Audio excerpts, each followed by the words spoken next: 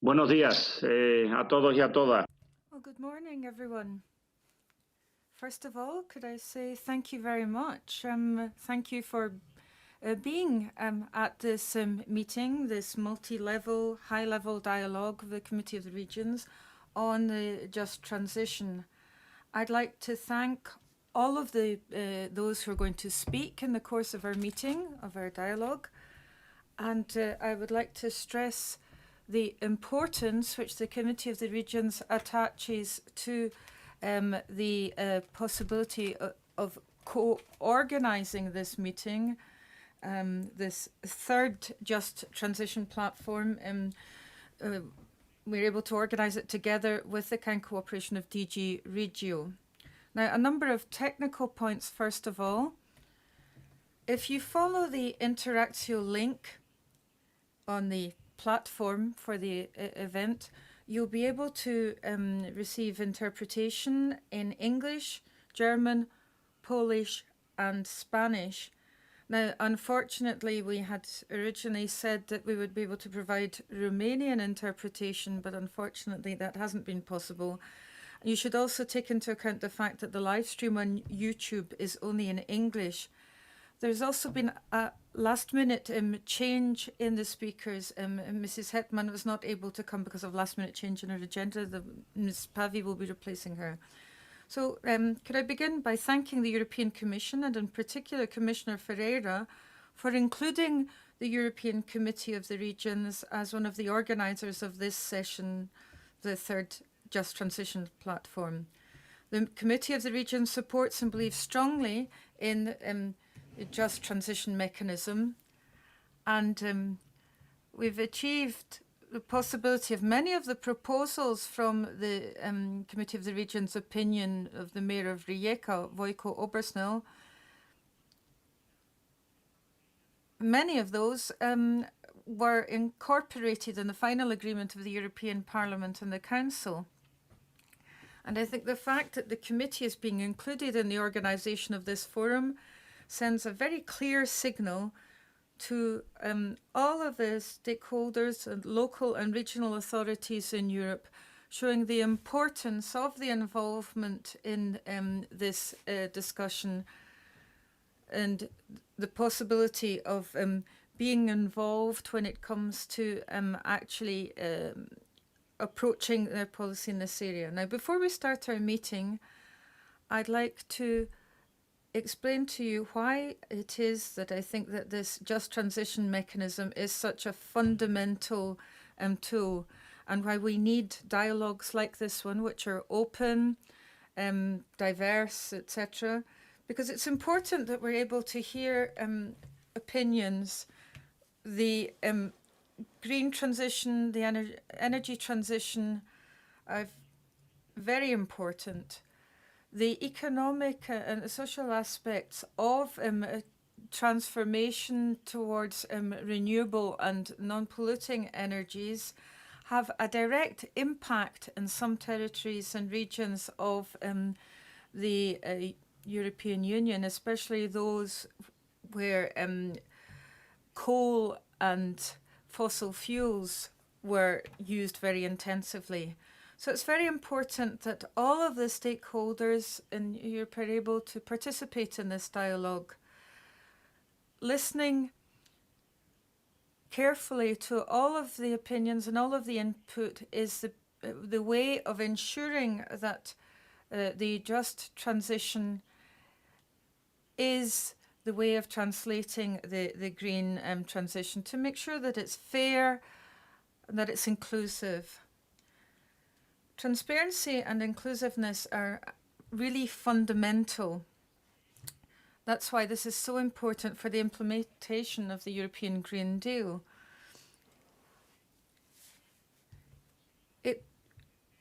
We will be able to implement this properly if we're able to take on board the elements of our undertaking, reducing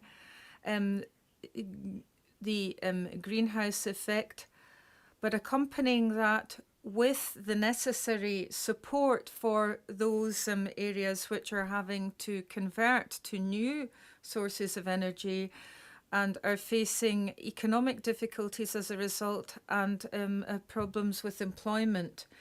The Committee of the Regions follows the climate change in the ENVI Commission, and we have the working group Green Deal Going Local as well, which ensures that the Committee of the Regions is able to make an important contribution to the Green Deal and ensure that it's consistent and comprehensive. We're able to ensure such a consistent and comprehensive approach through the participation of all of the Committee of the Regions' different commissions. So it's important that we debate discussions and produce common decisions to ensure that all of the regions of the European Union are involved, to ensure that we're able to meet our objective of climate neutrality through this progressive transition, which we all realize has to be accelerated. And the way of taking on board the experience and knowledge of all of our local authorities is really the best way of ensuring that we're able to make a reality of the European Green Deal. Inclusiveness and transparency, as I've said, are absolutely fundamental.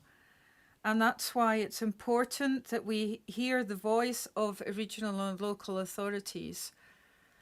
In the first part of our event, we will be giving the floor to a number of speakers who will be focusing their work mainly on how far we've got in the implementation of the just transition and those tasks which are still outstanding, particularly the drawing up of territorial just transition plans, which we're working on at the moment.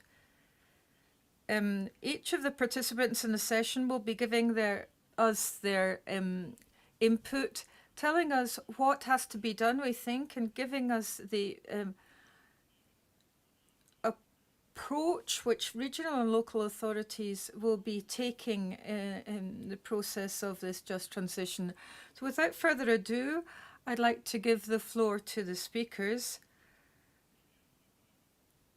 So I'll present all of them and then we'll give the floor to them one after the other. First of all, we have Dorothée Alain-Dupré from the OECD. Then we have Peter Balik, who's the Director General for Innovation, Strategic Investments and Analysis from Slovakia. We then have Jan Olbricht, who's a member of the European Parliament. Then we have Normund Poppens, who's the Deputy Director General of DG Regio in the European Commission, followed by Jakub Czełstowski, the Regional President of Silesia. Then Florin Tiberiu, who's Mayor of Petrosani. And then Anna Hetman, who's the Mayor of Jastrzębie-Zdrój. We'll have Agnieszka Pabiś instead, who's the Head of Department of Strategy, Development and Investor Service. So first of all, could I give the floor to Alain Dupré from the OECD? Go ahead, please. Thank you very much, Chair. Thank you very much for the Committee of the Region and DG Regio for this invitation in this very interesting event. I hope you can hear me well. I am connected with my phone as the OECD firewall was blocking the software. But first of all, I would like to say a few words on the territorial dimension of the carbon neutral transition before moving to the multi-level governance implications. So the transition to a carbon neutral economy has differentiated impact across and within regions and cities. First, this is due to differences in greenhouse gas emission profiles. We will be releasing the next edition of the OECD Regional Outlook next week. And in this report, we can see that metropolitan areas are responsible for over 60% of aggregate emissions in OECD countries. However, on a per capita basis, metropolitan areas are the lowest emitters. On the other hand, remote regions and rural areas close to small cities contribute the least to aggregate emissions, 25%, but they have the highest per capita emitters. Second, the differentiated territorial impact is also due to differences in the economic profile of cities and regions. Of course, regions and cities reliant on fossil fuel extraction and energy generation are disproportionately impacted by the transition. In the OECD, 23 out of 37 countries have at least one region with over 50% coal-fired electricity. In the EU, there are at least 25 regions where coal makes up 50% or more of the electricity generation mix. So these differences in emission and economic profile necessitate, of course, a territorial approach to the transition that reflects the differentiated needs and priorities across regions. I would like now to turn to the importance of subnational government in the just transition. Subnational government, regions and cities play a key role in ensuring a just transition for several reasons. First, they have jurisdiction, they have authority over key domains relevant to the transition to carbon neutral economy. This includes, for example, social housing, zoning, land use planning, transportation, water management, and more. Second, subnational governments have a considerable spending power, especially when it comes to climate and environment-related spending. A 2008 study from the OECD has shown that regions and cities accounted for 55% of spending and 64% of public investment related to climate and the environment across OECD countries. So they are the largest investors in this field. Third, subnational governments are at the front lines of people's lives, and this proximity provides them with a unique, context-specific understanding of the needs and challenges of their constituents in relation to a just transition to a low-carbon economy. So all these reasons reaffirm the need for subnational government to be involved in the design and implementation of the territorial just transition plans. But while there is a clear rationale, a clear case for their role, significant challenges for their involvement still exist. One major challenge noted by subnational government is the difficulty in accessing information about available funding for climate projects due to the complexity of the national and international funding landscapes. And this is true in the EU, and this is true more broadly in the OECD. So it is critical to address this issue because the just transition mechanism is meant to be a catalyst and will need to be followed up with further funding and action at all levels of government. So the OECD is working with the European Commission and DG Regio and developing an online compendium of international, national and local level framework instruments and programs that support subnational government in designing and implementing climate initiatives in OECD and EU countries. Other challenges frequently mentioned by subnational government are the lack of resources and expertise, opaque consultation procedures, and ineffective vertical coordination mechanism. So this point on the coordination is crucial. What we call multi-level governance mechanism. This is key to ensuring the success of the just transition plans by harnessing and harmonizing the contributions of all levels of government. Specifically, multi-level governance mechanism can help to ensure efficiency and coherency of strategies and investment between all levels, unleash the full potential of regions and cities as policies incubators, and address issues of complementarities of various sources of funding. National government can help develop multi-level governance framework, for example, by setting incentives and coordination mechanisms. An example of this is Spain, where general action protocols of agreement detail the role of all three levels of government in the design and implementation of the just transition plan when the plan before the plan are developed. Regional government as well play a critical role in developing multi-level governance mechanism by facilitating both horizontal coordination across local government and vertical coordination with the national government. Countries can also draw on the experience of drafting nationally determined contribution and long-term low-emission development strategies.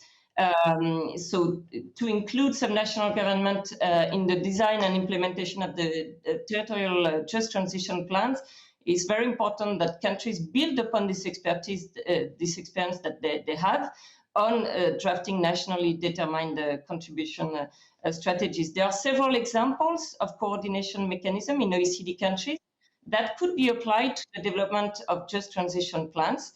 For example, joint development committees such as Canada Task Force on Just Transition for Canadian coal power workers and community, which brings together subnational, national stakeholders to design inclusive and representative transition plans.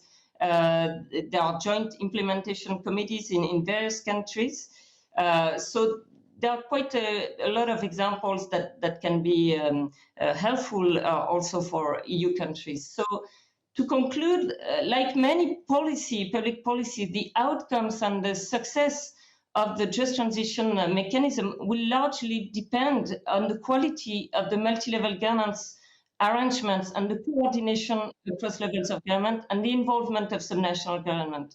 So the OECD stands ready to further help the CoR and the EU in implementing this important and ambitious agenda. And once again, thank you very much for inviting me to speak, and I look forward to the hearing from the other speakers today. Thank you very much.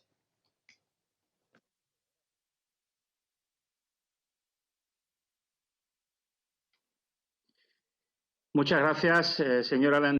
Thank you very much, Mr. Alain Dupré. Peter Balik now has the floor. Go ahead, please.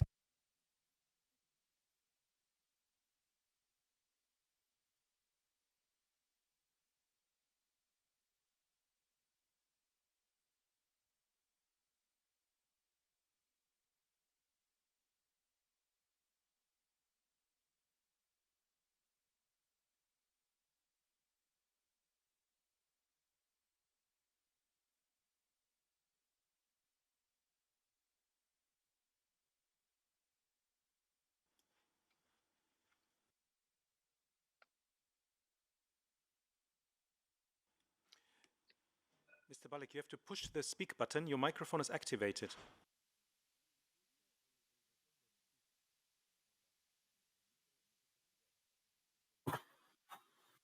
Okay, thank you very much. Good morning to everyone. I hope you can all hear me and also see me. Thanks a lot for this opportunity to participate in this panel discussion related to an important tool for supporting the transition processes in carbon-intensive regions across the European Union. Slovakia is also part of this program among other member states, and we are doing a lot of action in terms of preparing for the allocation of resources for transforming several regions in the Slovak Republic, thanks to this new tool that was given at disposal from the European Union. So Slovakia has actually been one of the front runners, I would say, since 2017 and 2018, when the topic of the coal regions in transition started to be an actual topic for discussions on the European level. There is one large coal intensive region in Slovakia, which is the upper Nitra region, for which an action plan and for its transformation has been approved in 2019 with several measures which should contribute to the transformation of this region from a region which is still extracting and also using coal for heat production. This action plan is actually actualized and updated on a yearly basis. However, for the sake of the just transition mechanism and the just transition program, Slovakia has also been active in preparing the just transition plan, which is an enabling condition for being able to allocate resources from the just transition fund.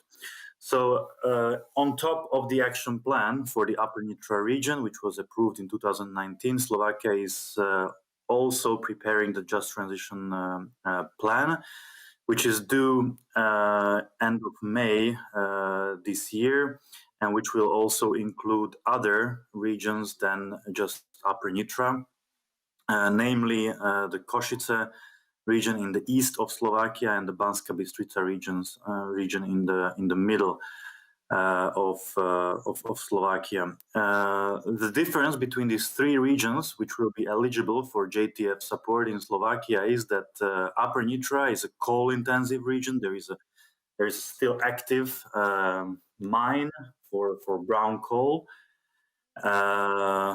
which is actually about to be phased out by the end of 2023, which will affect actually the employment in the region, as around 2,000 people are still directly employed in the coal industry, and more than 1,000 people indirectly in businesses related to coal extraction and the utilization of coal.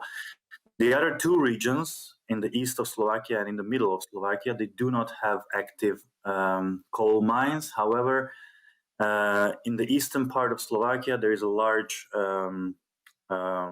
steel production facility by US Steel, employing more than 10,000 employees, which also has a significant impact on the environment of the region and also of the country. And in the middle of Slovakia, there are some minor emitters of CO2 emissions, also related to steel production and cement production, which are the main emitters of greenhouse gas intensive emissions. The main priorities for Slovakia in terms of the priority areas where we will seek project proposals in these three regions, which should contribute to the transformation of gas intensive greenhouse gas intensive industries, are the first main priority area is focus on job creation and reskilling, because as I already mentioned, the transformation in these regions is going to have an effect on potential job loss and unemployment. Then the support of research and development and innovation is the second priority area where we will seek project proposals. Renewables and green economy, then support of small and middle-sized enterprises, social welfare and healthcare, mainly because of the reason that compared to other regions, the inhabitants in these greenhouse gas intensive emitters also show some additional health issues compared to other regions which are not intense on CO2 emissions, and that's why we would like to also focus on social welfare and healthcare. And last but not least, the last priority area is tourism, and how we actually envisage to contribute to the transformation and to project identification, because this is the main activity to be able to identify quality projects which are going to contribute to the transformation. and how us, the Ministry of Investment in Slovakia, is actually trying to contribute to this process is that we're supporting the preparation of the Just Transition Plan, which is going to identify the needs and the gaps in these three regions. But we are also focusing on publishing information to potential stakeholders in these three regions, which would be potential beneficiaries for the project support once JTF will be operational in Slovakia. So for this sake, we have published an online call for proposals. And this call for proposals is already active, even though the fund is not operational yet. However, we wanted to create a preliminary project pipeline. And this informal call is actually and will be active for the whole duration of the new programming period.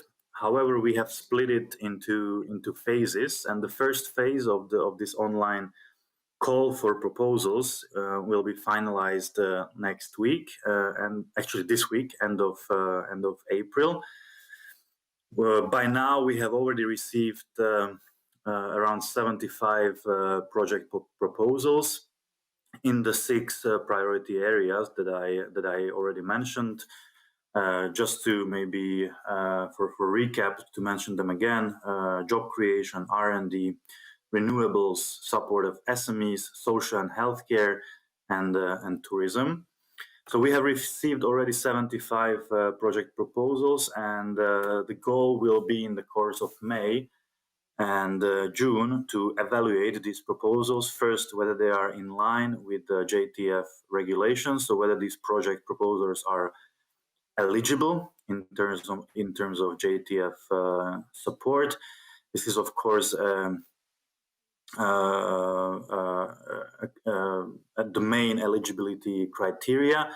However, we are also going to apply additional criteria to select the main strategic and flagship projects with which we will start the implementation of JTF once it will become operational. So the goal will be to really identify some core projects already in May and June, and we would like to devote our time until JTF will become operational in Slovakia to project preparation. So once we will identify these strategic projects from the list of project proposals that we receive in this online call, we will devote resources for project preparation, namely preparation of feasibility studies and cost-benefit analysis, which of course will be a prerequisite for this project to become eligible and to be able to apply for resources from JTF. So we will have approximately 6 to 12 months after June this year to prepare this project to a stage that these project intentions will become real and quality projects, with which we will start the implementation of JTF in the course of next year. Additional, what we are trying to focus at is the support of the regions in terms of the project preparation and project identification, because there is a lot of there are a lot of problems in the region with technical with the lack of technical assistance. The regions are very often not able to identify quality projects and to prepare them to a level which would be acceptable for support. And that's why we are trying to support the regions with additional technical assistance, not only through our team in the ministry, but also through available resources from the current programming period, from our operational program, Effective Public Administration. But we are also utilizing the help of the European Commission, especially DG Regio and DG Reform, which are very helpful in supporting our region and us through technical assistance, which is dedicated for project development and project identification. So I'm really grateful for their help and for the ongoing and regular discussions that we are having with the European Commission.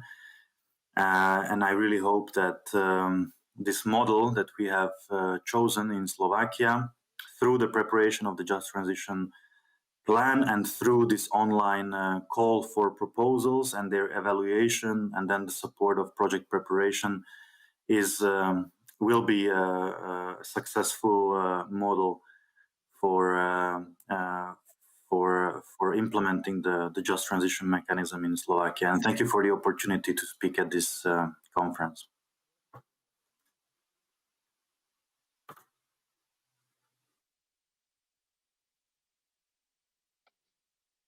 Muchas gracias.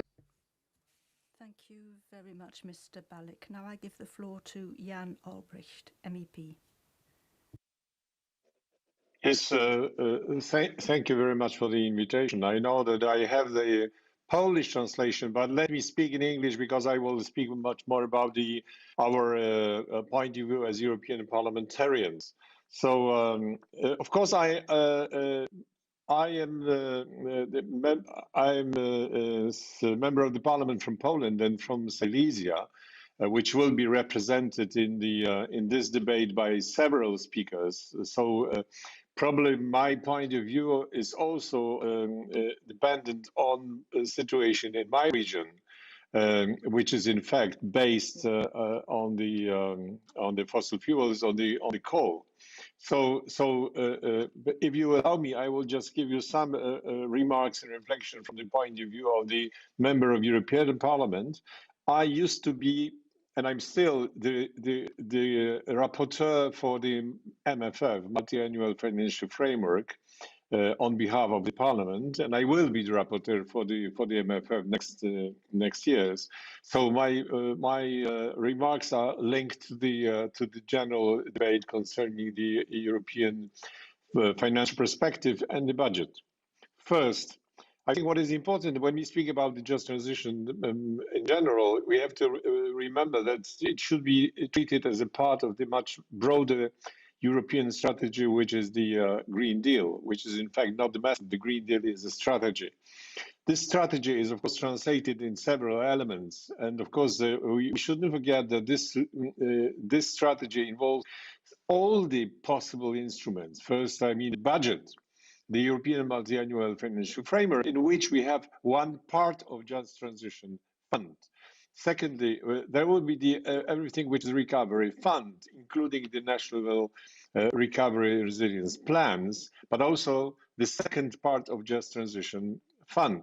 So I think that it cannot be just divided and separated. It should be treated as one, because all the actions should be complementary and not be duplicated from different instruments. This was the issue in the debate in the Parliament about the Just Transition Fund, when we said in the Parliament that shouldn't be obligatory completing the fund by cohesion funds. It should be open and voluntary, decided by the member states. So first remark is, we should look at the whole situation with all the instruments together to achieve the goals of Green Deal.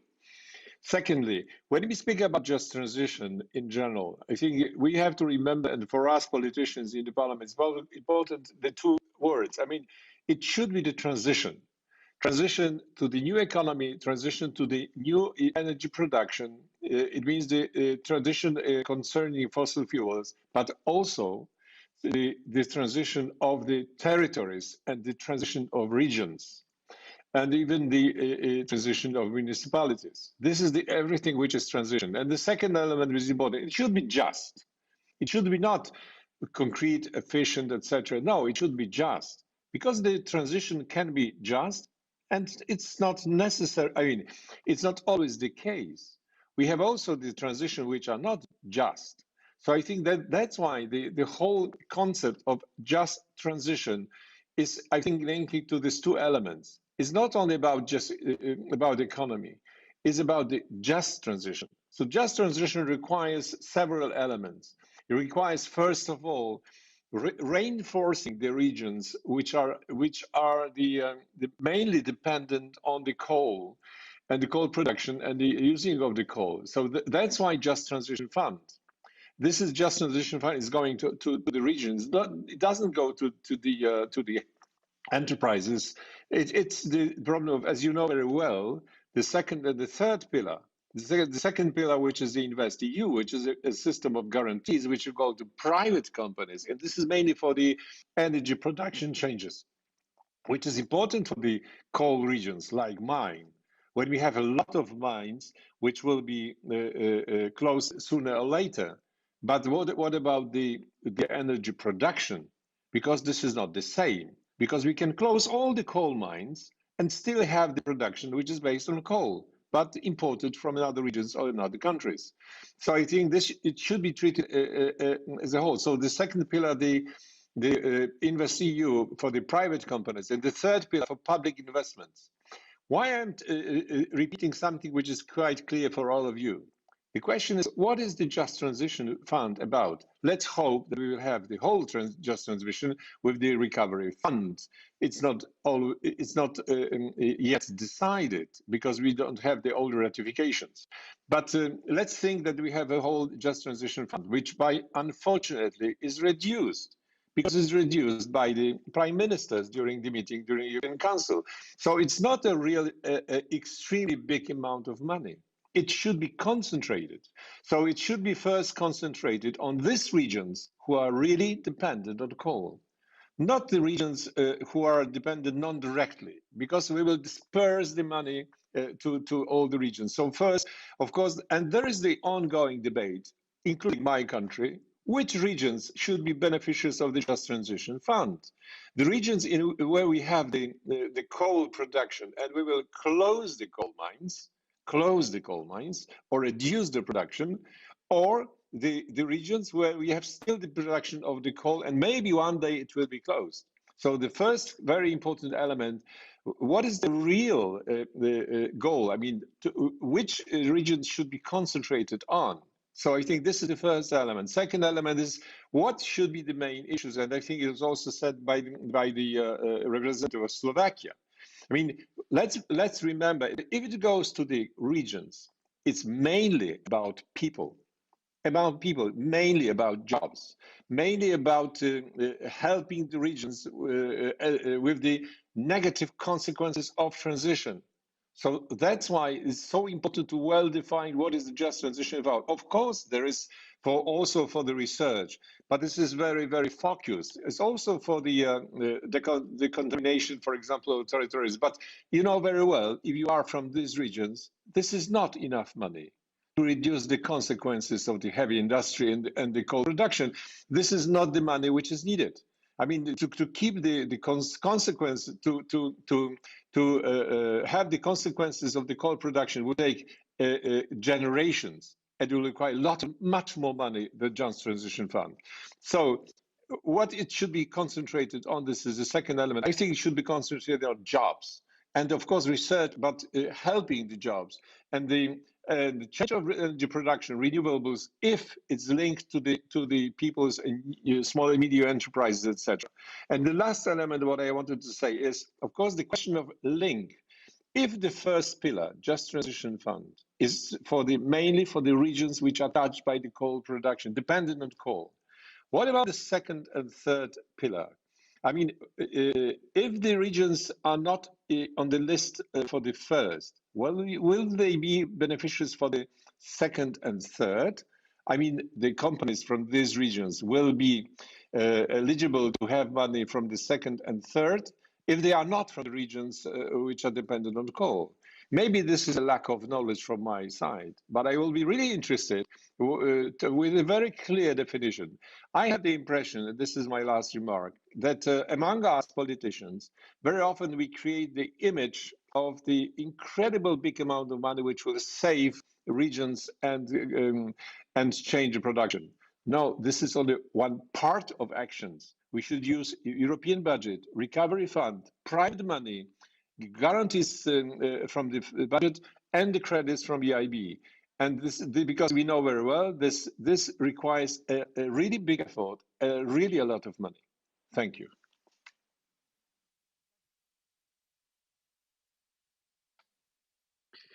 Muchas gracias, señor. Thank you very much, Mr. Albrecht. Ms. Poppins now has the floor from DG Regio, the Deputy Director General.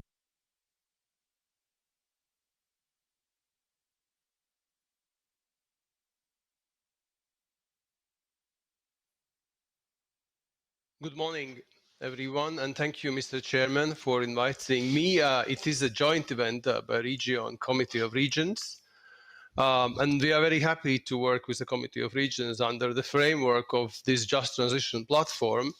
We do see Just Transition platform as an important tool to ensure that all stakeholders, all levels of governance are involved in designing the new Just Transition fund, and also, of course, then to follow up the implementation of it. So we are looking forward to continuing this work together with you and everybody who is participating as well today, because obviously the task is not just for the Commission, it's joint work between the Commission, the Member States, regional and local levels, and different stakeholders who need to be involved in this process of setting up this fund.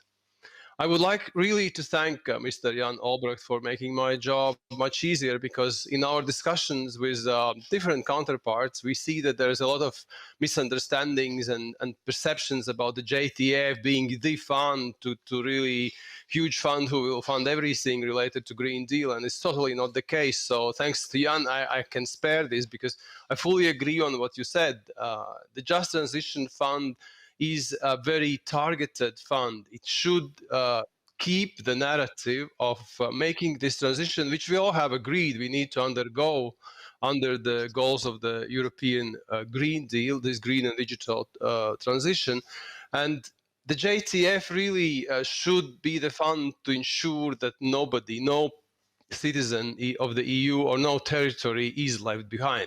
And we really mean that, because the JTF has to really, together with those territories concerned, look at the different measures. What can we do to diversify the economy of these regions? What can we do about creating new jobs, replacing the old jobs? What can we do to help people to get reskilled, upskilled, also to come up with innovative ideas in the field of the SME development, and so on and so forth. And I think we are well set to do it, but we have to keep the narrative of the JTF. We shouldn't dream about JTF being just a small top-up on top of every other instrument that we have that will cover all the EU territory. It has to stay within the narrative, and this has been our biggest challenge, which we have, I think, successfully we are starting to manage. So where we are on this, and why I mean all stakeholders and levels of governments have to work together, because narrative is very clear. It starts with a commitment at not only regional, but at national level, the member state level, to really phase out the coal, to phase out the lignite, to make sure that the CO2 emissions are reduced. So there has to be a national level commitment, and then it has to be transposed, and the analysis should be done which territories then will suffer from this, because we should finally come up to the win-win situation that the Green Deal and economic development goes hand in hand. It doesn't contradict each other. And I think this is where JTF should come in and help those territories who will lose some jobs and who will also, suffer from this transition, that they can actually find this new ways, these new jobs and new development narrative. And this is what we have to do together at this is why all levels have to be involved in this. It's clear absolutely for us, and we see that it's also happening. So I'm happy to see that also different representatives from regions, local authorities are actively participating in this platform. So where we are with the fund, we have our JTF regulation now stabilized. It's there. We are finalizing the linguistic features of it, and it will be published. And in a parallel, we started very concrete work, and it was mentioned by our Slovak colleague and others. We are working together with DG Reform, who has launched a call to produce a territorial just transition plans. And I think that these territorial transition plans is a key to unblock investment under the JTF in those concrete territories.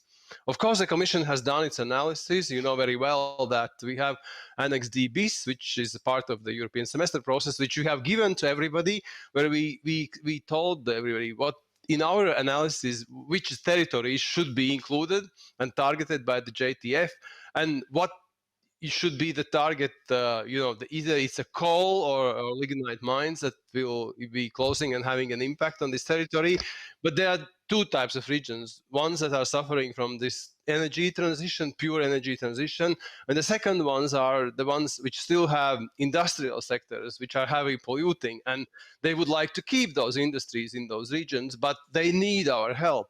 And this is why we also are looking not just at the regions who are suffering from the closure of coal mines or this energy transition, but as well to the regions which still need to help their industries to get through this transformation, on the condition, of course, that they stay and they provide the work opportunities in those regions. So it's a challenging task, but I think we are getting there. And we expect that the first territorial transition plans we will see now. We are working with more than half of the member states under the DG reform call. We have discussed within this context very concrete ideas have been asked to us. I think we've tried to clarify all that, and we expect that these first plans will be now ready at the more or less mature level in the second quarter of this year. So that will allow us, when the regulation is published, to go into concrete programming. We do hope that the JTF programs can be approved together with the mainstream programs from the cohesion policy funds. And we also hope that we will be able to ensure that the way that the JTF is channeled to territories will really ensure that it reaches the beneficiaries, which are, as Jan said very clearly, these are the concrete territories within the member states with very concrete people living there. They should receive this funding. So we really think that those member states who have regional programs should use as well these regional programs to channel the JTF to these very concrete territories in those regions. So we are quite convinced that we can arrive, of course, in this beginning of next year already, the first programs being approved, and then the first investment being dispersed.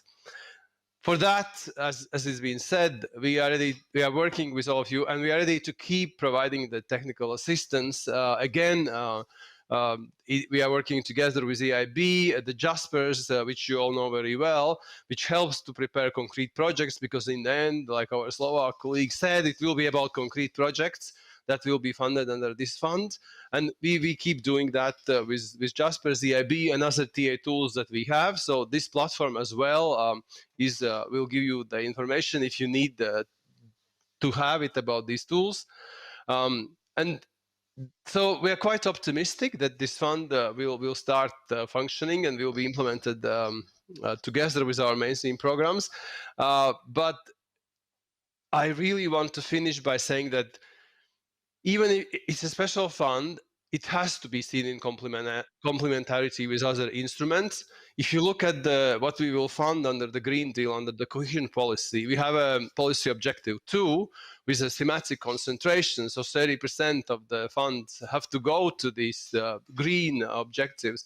And this is really something which is, will help to fund renewable energies, or different environmental projects. I mean, this is that we have, of course, the RRF, which is now as well looking at the green expenditure, and they have even higher earmarking. So I think we really need to see JTF in this complementarity. Of course, it's not just the EU funding, as well EIB and private funding, which needs to be unblocked. But my message is, let's try to keep the JTF within the narrative. Let's not try to expand it to too many geographical areas. There is an attempt out there. We've been faced with such requests. Let's try to keep the narrative within, the defined fields of intervention. Let's not try to go across the board again to all possible fields of intervention. And only then we really will be able to ensure that this fund reaches its purpose. It's one of the most visible funding instruments in our MFF, in the future MFF. Our commissioner is very committed, and we, of course, together with commissioner, are very committed to work with you to make it as a success story. So thank you so much for listening to me.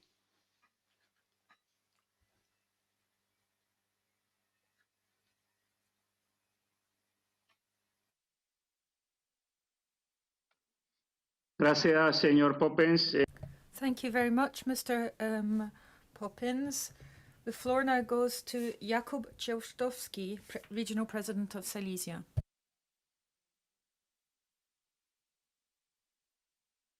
Witam Państwa bardzo serdecznie, pozdrawiam. To jest bardzo ważny temat. Sprawiedliwa transformacja. Śląskie. Yes, thank you very much.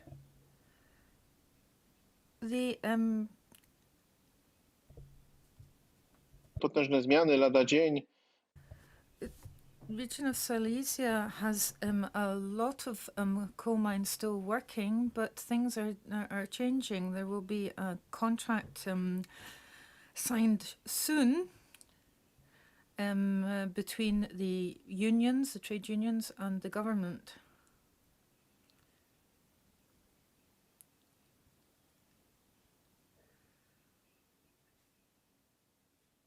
It's a question of when we will be getting rid of coal in Poland. This discussion has been going on for a long time.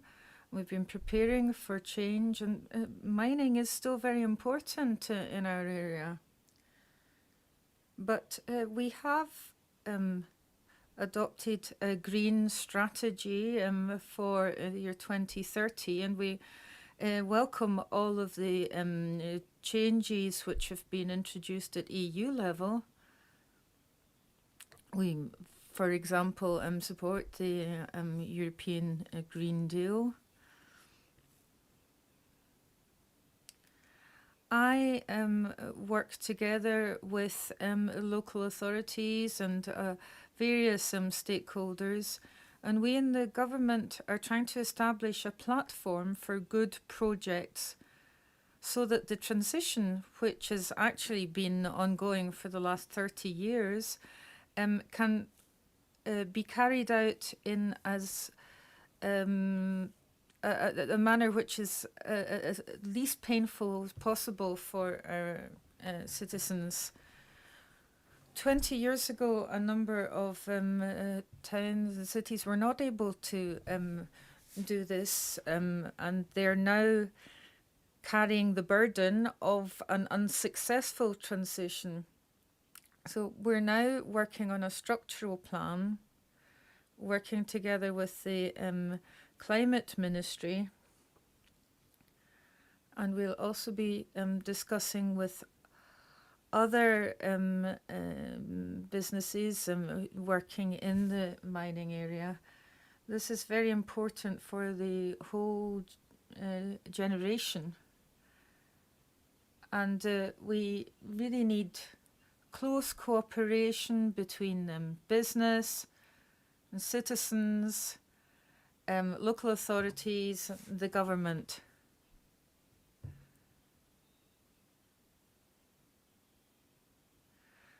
We have teams composed of many different people, and we're trying to motivate people to get things done as quickly as possible. We have no time to lose.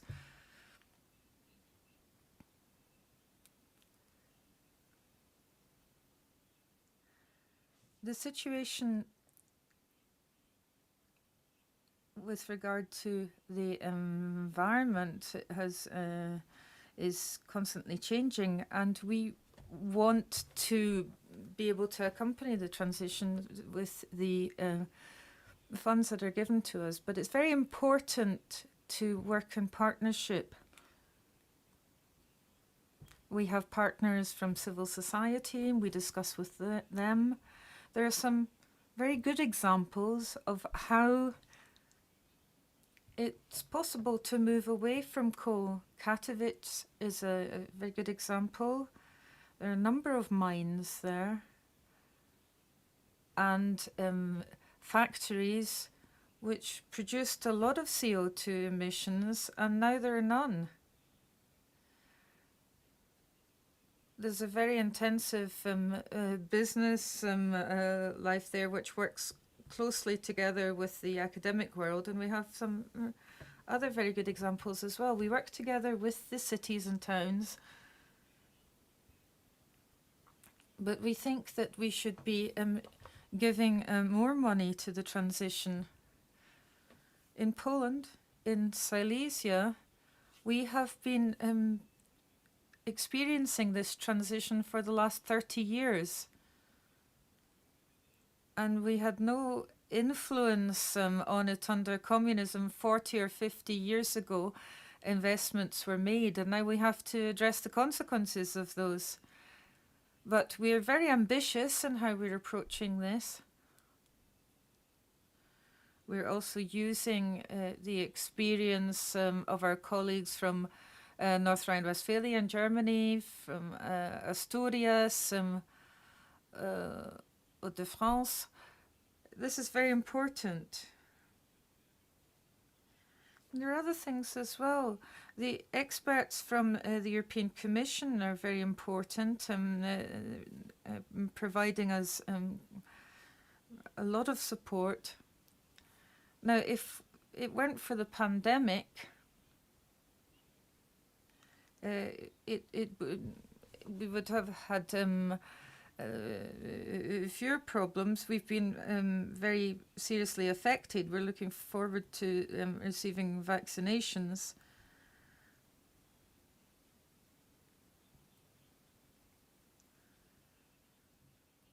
But with regard to coal, for example, we have 2040 as our deadline. Everything will be more sustainable following that. But we want to ensure that this is all done in the best possible way, and we want to speed it up as well. We want to make the money available as soon as possible, and to make it available to the businesses. The entrepreneurs are very competent and very open to these ideas, but we need some very good business ideas, business models. There are lots of companies involved in the whole mining area. We need to get lots of partners involved. We want to be green. We want to show how important environmental protection is for us. Green Silesia 2030 is a dynamic document. It will really provide us with a new perspective, but it's an irony of the future that Silesia has been characterized by heavy industry and mining. We want to turn that round. We want to be known as a green region. And we will be working very hard and very consistently. We will be using the expertise and the support of the European Commission, and we're able to do all of this with the money from the EU. That's allowing us to address the transition better than we were able to do in the past. We face a number of challenges, but we're very pleased to be able to exchange ideas here, and I hope we can soon have an exchange of good practice. Thank you. Muchas gracias, señor. Thank you very much, Mr. Chewsowski. Now Florian Tibriu, Jakob Rizzi, the Mayor of Petrosani. Good morning, everyone. Thank you, Mr. Chairman. Thank you for the invitation to be a panelist at the third meeting of the Just Transition platform, and I welcome the organization of the multi-level dialogue. We all know that the Just Transition mechanism is aimed at the regions and sectors most affected of transition, such as the Jiu Valley region. The aim of this mechanism is to ensure a just transition for all citizens in the spirit of the President of European Commission, Mrs. Ursula von der Leyen, saying, we need a just transition for all.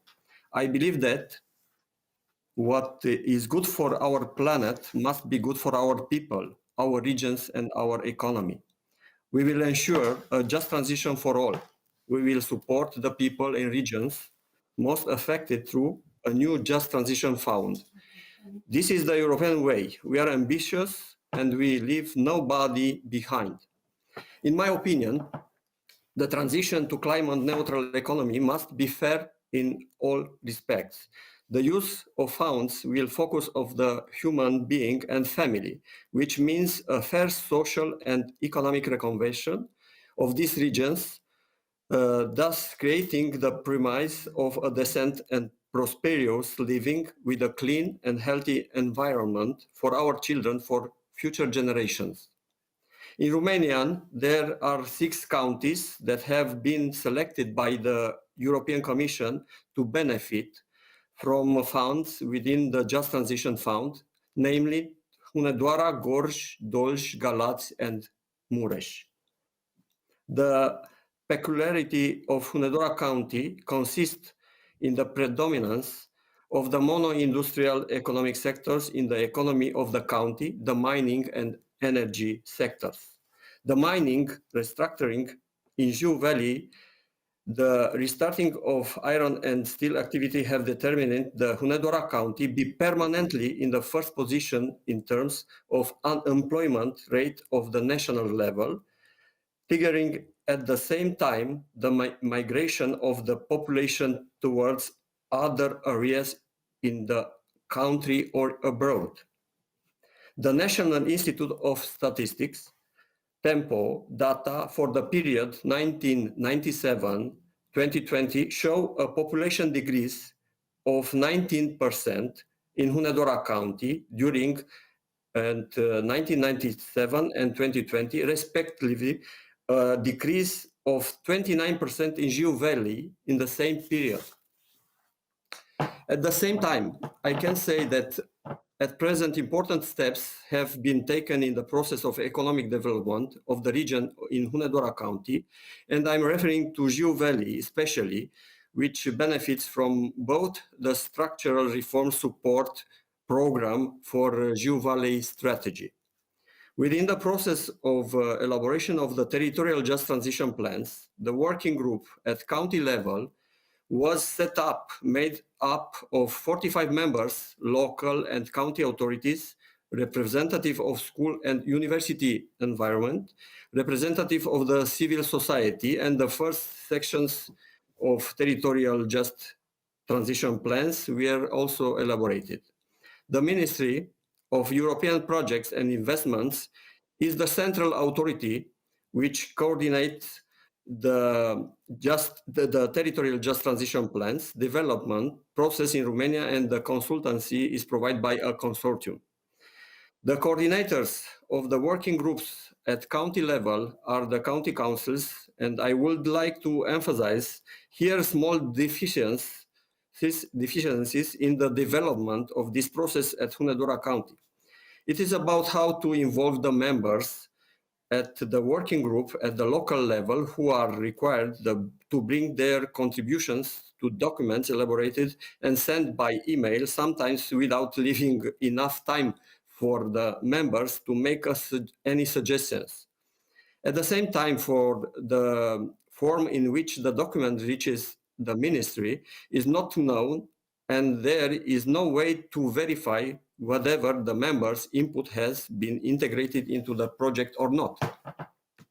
Personally, I consider that it is necessary to improve the communication from central and county level to local level as well, as to improve the participations of the people in the elaboration of the territorial plan for our county. I would like to mention here a recommendation made by Bankwatch, actively involved in the development process of the territorial just transition plans, to organize workshops so as to identify the best solutions with a real dialogue between all stakeholders that should give all participants the opportunity to talk and show how the outcomes of these meetings will be used in the development of these territorial plans. This is my opinion, and thank you very much again for this opportunity to speak in this meeting.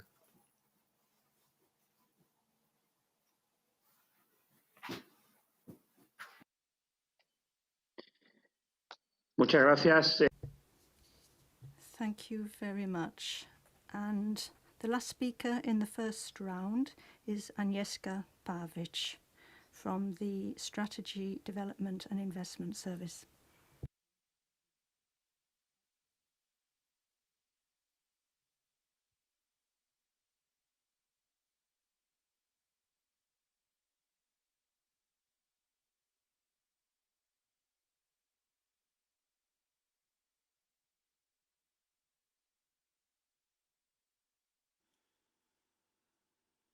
Hello, Ms. Pavich. Agnieszka, you would have to push the speak button at the bottom of your screen. Your microphone is activated, but you still need to push the speak button.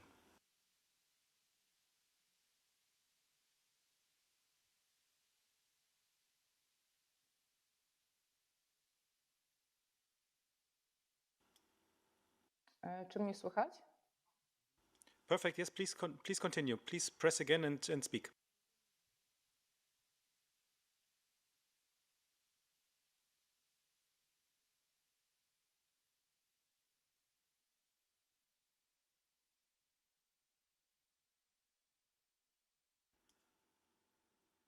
Agnieszka, you're not online yet. You would have to push this now. Now we can see you, please.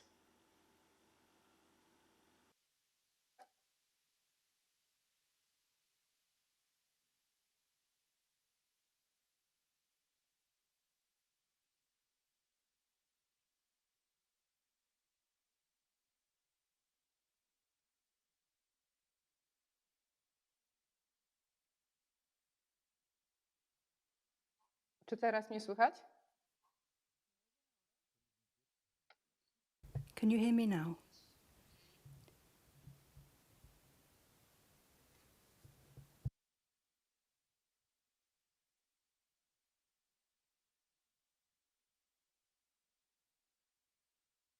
A teraz?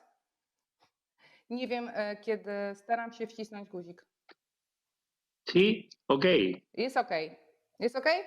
Yes, okay. A OK.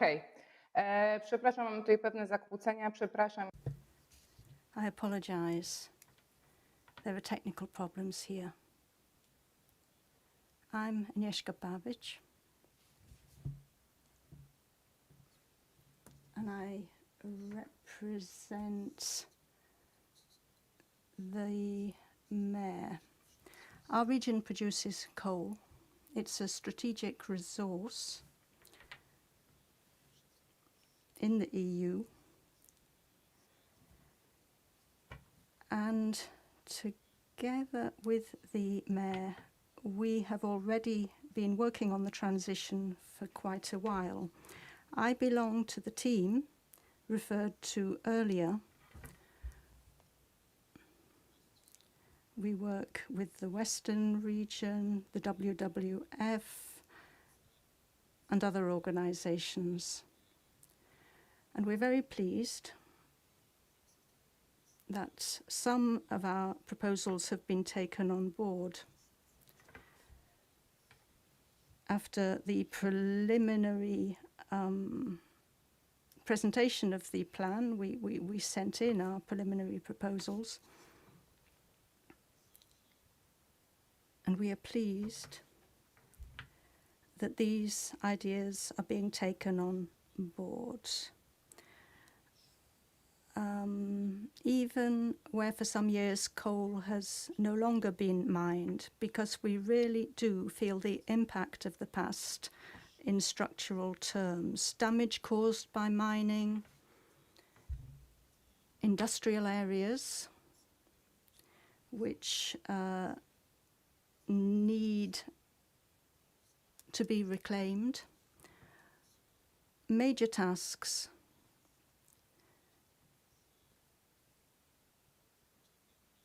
And our citizens don't have a strong sense of entrepreneurship.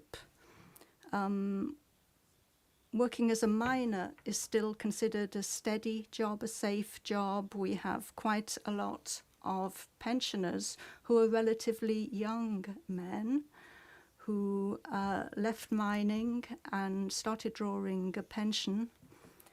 Our citizens do not have a particularly positive attitude. A lot of people are leaving the town. Mr. Obricht explained that. People are the most important thing. And new skills for our citizens are particularly important. Our city was created 60 years ago and built around coking coal. Now it's the era of digitization, industry 4.0. Our strategy is based on the IT sector, on transformation, on green issues, and new skills, including entrepreneurship. We also work with the universities, and we've drawn up a very good diagnosis which will help us to prepare the right projects so that we can apply to the fund and apply the European Green Deal. As we said,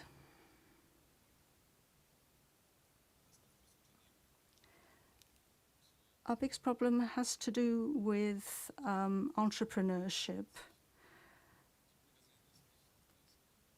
The social security net of the pits. People don't see a need to do anything else if they already have a job. And preferences are unlikely to change unless we see the development of alternatives involving well-paid jobs. If those jobs are not created,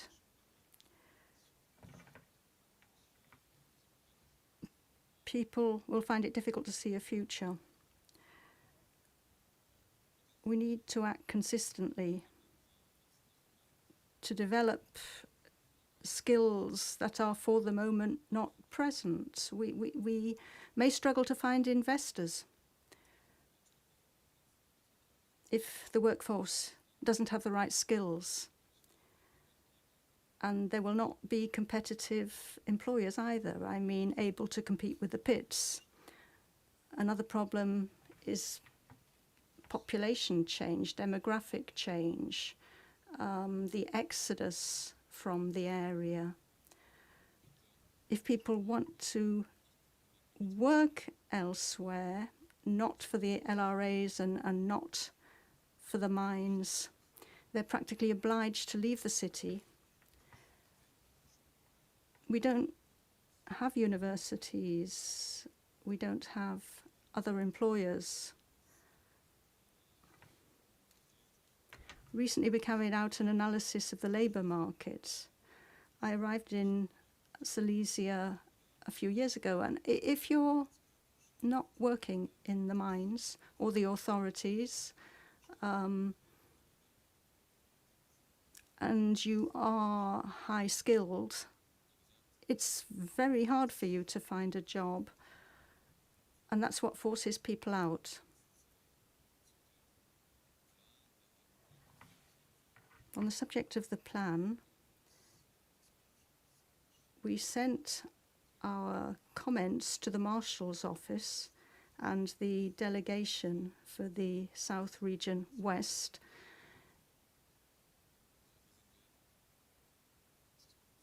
It's very important to us that we be taken account of.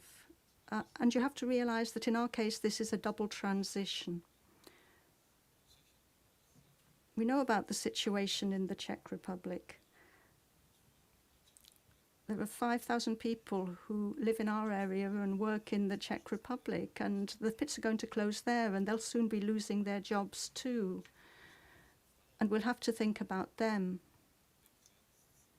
And then there are limitations, professionally speaking, for women. There aren't a lot of jobs available. That's one part of the problem. As well as that, the traditional view in Silesia is that the man goes out to work and the woman stays at home. At the moment, the men are working in the pits, but they could lose their jobs, and their wives aren't working.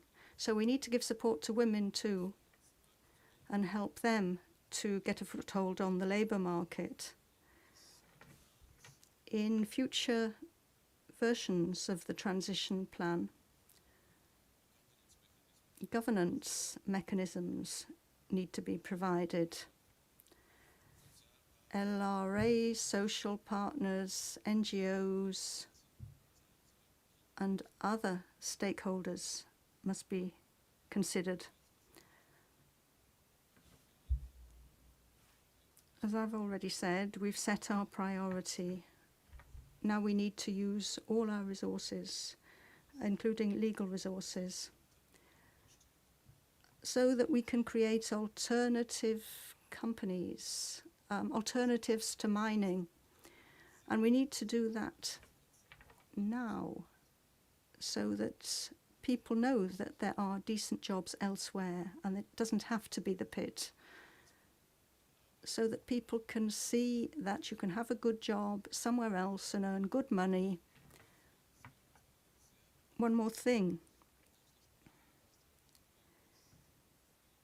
There's a lot of information about what the transition is. We need a clear information campaign for society at large, so that people know that the new Green Deal doesn't mean no future, doesn't mean they're condemned to lose their jobs. It's a real opportunity that we can make use of for our children. And then we'll be able to live in a new green Voivodeschaft Silesia. Thank you very much for your attention. I apologize again for the technical problems. Hemos cerrado la primera. Well, thank you very much for your contribution. We have now completed this first part of our discussions. We've heard from all of the speakers. I think we can now have a second round, and I'd like to welcome the head of unit for territorial cohesion. Could I invite Christoph to deal with the second round of questions for our speakers? And having heard all of those who have spoken, perhaps we could have some specific information about how they think that these plans can be implemented in order to ensure a just transition, and what steps should be taken over the next few months in the light of their experience. So, Dorothée Alain-Dupré, perhaps you would like to comment in the second round, and give the floor to Christoph to take over. I'm sorry I have to leave now because I have an official engagement. Thank you. Good morning, participants, speakers. Thank you, Mr. Espadas. Mr. Espadas has to leave at 11 o'clock for another appointment. That's why he asked me to moderate the second part of our first panel. I'm also replacing, I will be replacing Thomas Wobben in the second panel after the coffee break, which starts at 11:15. My name is Christoph Kienel. I'm the head of unit for the unit in the European Committee of the Regions dealing with cohesion policy and budget. I would like to start the second round of the first panel with the speakers we just had.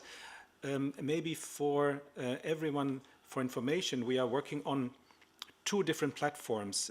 The meeting as such with the speakers is on one platform, and it's broadcast on the European Commission platform, where viewers can also ask questions in a chat.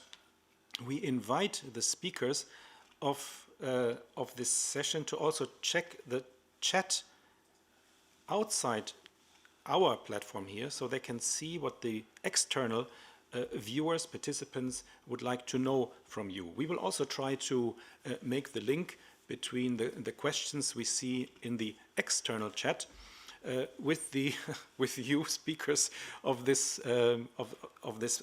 panel. And we've had already a quick look at the chat. There are questions about the capacities of local authorities to implement the programs. There are questions about member states and their planning, their plans, and how this links to other funds. And there were very specific questions to several regions, for example, in Slovakia and Romania. Germany, there was a question about creating stakeholder meetings, stakeholder platforms of all involved actors in the regions.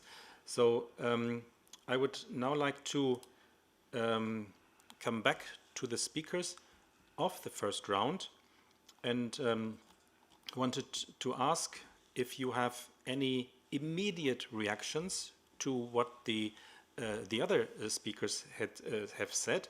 If so, could you please raise your hand and we will give you the floor. So now it's open for the speakers we just had. Any immediate reactions to what you heard from the other speakers?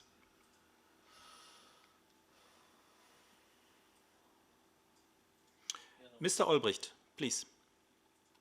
Yes, if you allow me, I would just refer to the last speaker, which is from my region, from Zambia, and I think that it was extremely important to explain what is the way of thinking when I said that the people are the most important. I mean, this is extremely difficult. We know very well that the people who will leave the coal mines, or in general the coal production, will have the real difficulty to change the skills and to change the job. This is also the history and the situation which happened. We know it very well in Wales, in Nord-Pas-de-Calais, and in other regions in Europe. So that's why the Just Transition Fund is absolutely necessary to find the ways, for example, to create some kind of small and medium enterprise. We know very well that we will not change the people's job from coal mines to be specialists in IT, but I think that it's necessary to find the kind of similar elements which can be arranged for these people.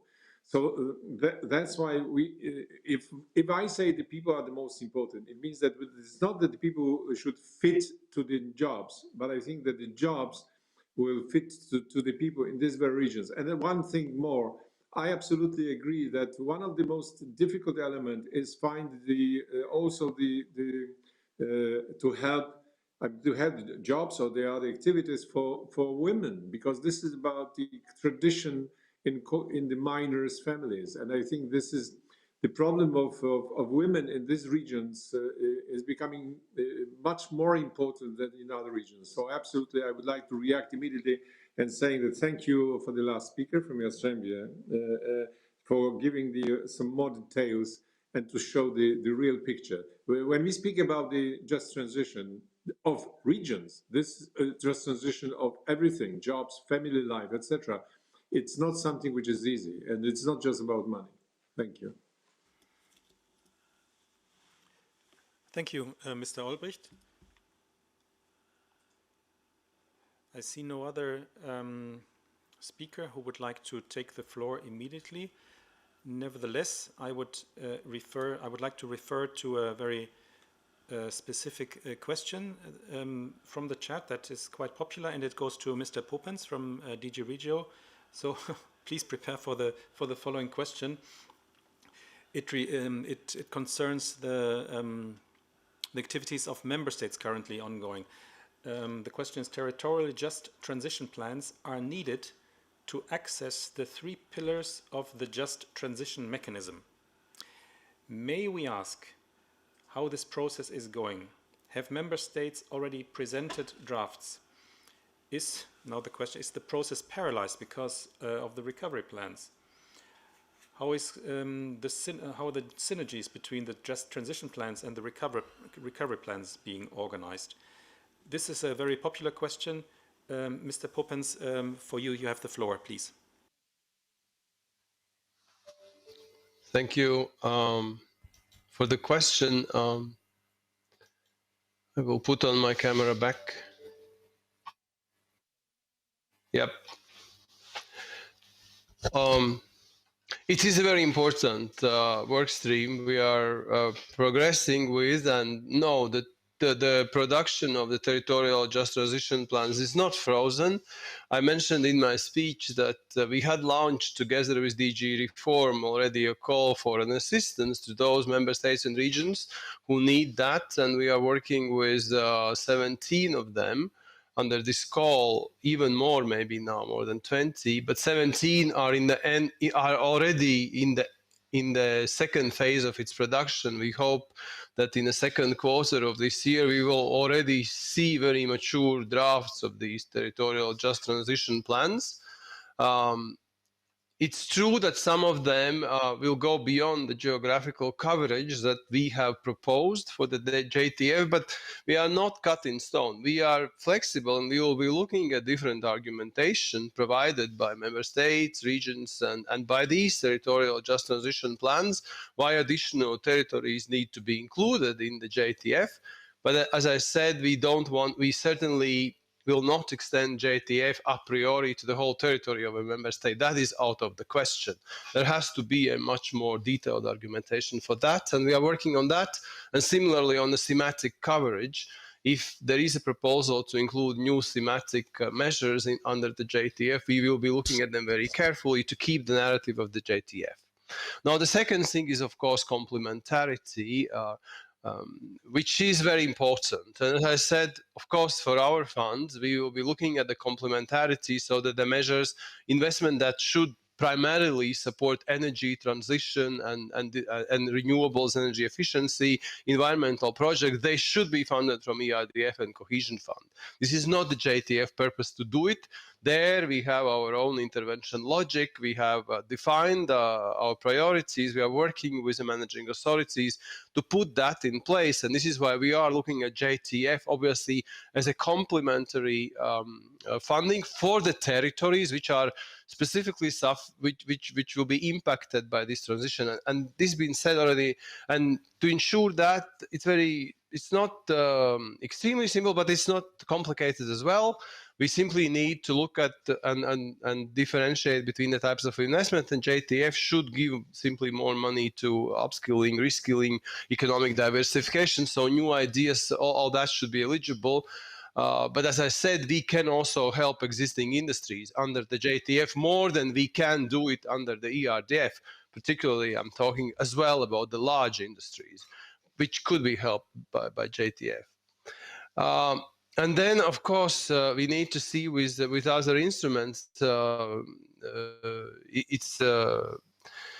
It is primarily now a recovery and resilience facility.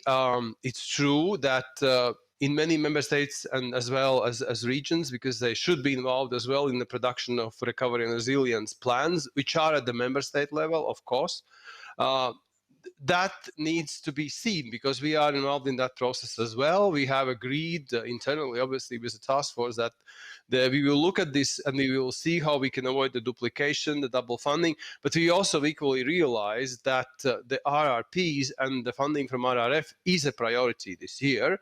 So we have to see what goes into those plans and what will be funded under RRF, and then look at what is happening under our partnership agreements for the cohesion policy funds and the JTF, which will also start arriving as we speak. So I think we will be looking at these in parallel, or maybe first RRPs then PAs, and there we will be able to ensure that this demarcation is there, but it's not on a substance. It really has to be a pragmatic demarcation as well, because of course RRF can also fund similar measures as we do under the cohesion policy. So that has to be really pragmatically thought through.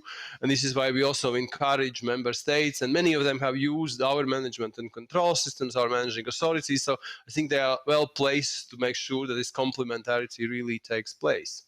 And my last point is on the assistance. Of course, we have developed under the cohesion policy funds, we have identified 11 member states for which we are demanding the production of roadmaps how to build administrative capacity. And when we discuss administrative capacity, we really mean the capacity of beneficiaries, which mostly are local authorities, regional authorities, but also other beneficiaries. We need to help them to build this capacity. So it's not just the project with DG Reform, which is targeting the production of these territorial transition plans. It is also a range of instruments. I mentioned Jaspers, we have peer-to-peer assistance, and we also, we can use, and I think it was our Slovak colleague who said, I think others as well, we have to use as well technical assistance, which is under operational programs, because that should go as well to support capacity building in the different levels of society. And this is why we should unblock as well that for the future for the future implementation of the Just Transition Fund. So again, indirectly, there is a link, because obviously the municipalities, local authorities will be beneficiaries under our mainstream programs. You know very well we have 8% earmarking for supporting urban sustainable development strategies. We have other territorial instruments in place, so we need to build this capacity, not just for the JTF, but in general for to meet necessary requirements to access to funding from EU. Thank you. Thank you, Mr. Poppens. And this is a multi-level dialogue, meaning we bring together European Commission, OECD, member states, and regions to see how best we can, or regions can implement the plans, the programs. And I wanted to now bring in some representatives from the regions and also the speakers from the second panel after the coffee break. Please feel free to come in. The question is also from the chat. It's about A, capacities of local authorities. Is it enough? How can the training be organized? B, the questions are in relation to bringing stakeholders together, how to ensure coordination of all people involved, businesses, local administrations, and so on. And so I would like to ask the representatives from regions, from cities, to share their experiences and to answer these two questions on A, capacity building, and B, bringing stakeholders together. So the floor is open for those representatives that want to come in. If so, please raise your hand. Push on the raise hand button.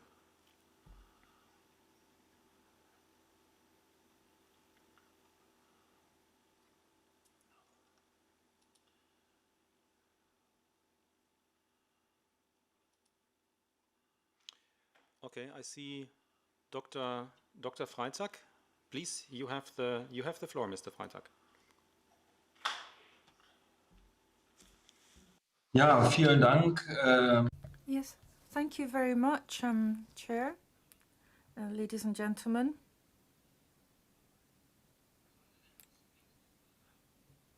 Now, this aspect of the support from the Commission in this process of transformation, which is very challenging. We had this in the past, and in the meantime, there has been a little bit less, but we would welcome more support from the Commission in this. The original support through the coal regions in transition was really very helpful. In the meantime, we were getting lots of information from the Commission, but there was less active networking strategy involved, less direct active support, because the exchange of experience, the direct matching of experience with regard to these industries really requires active dialogue and active support for the regions from the Commission, because there are discussions taking place, and sometimes we see the brakes being put on at national level. Sometimes the regions are actually further ahead in the European ideas here. Thank you. Thank you very much. Now, you didn't have your camera on just now, so perhaps for the second round after 11:30, you could check that. Else from cities and from representatives of cities and regions who would like to come in? Questions relating to capacity of local authorities and on stakeholder involvement. Yes, I see Javier Villaferrero. You have the floor.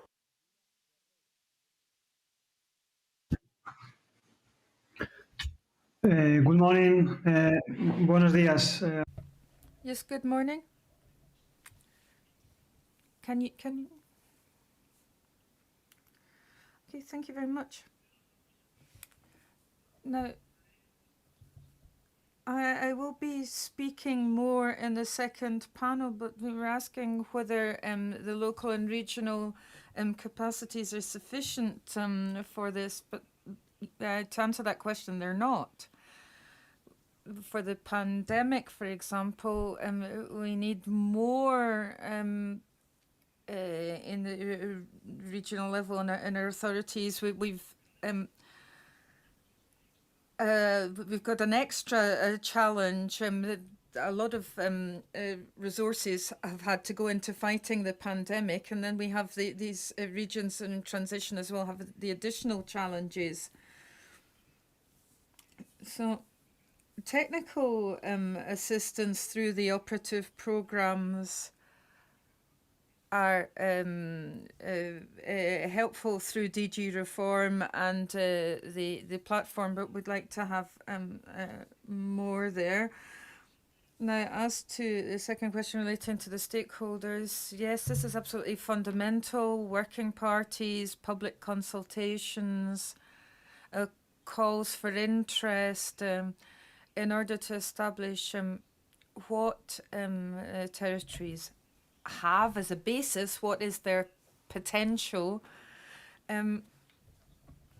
These are all important questions, which we can look at a bit more in the second panel, but that's just my initial response to the questions. Thank you. Thank you very much. In relation to the questions we have received in the external chat, our suggestion is that we come back to you, those asking the questions, and put you in touch with the colleagues that were speakers in the first panel in order to get answers to all of your questions. And I think it's this meeting, the multi-level dialogue, is the beginning of a process, and we would like to continue bringing the European institutions together with cities and regions, with member states, to make the most out of the transition plans. So it is now 11:15. The interpreters have asked for the break for 15 minutes. We will come back at 11:30 sharp with the second panel. I thank all speakers for the interventions and all participants participating also in the chat. Thanks to the interpreters for this first round, and I'll see you all at 11:30. Goodbye.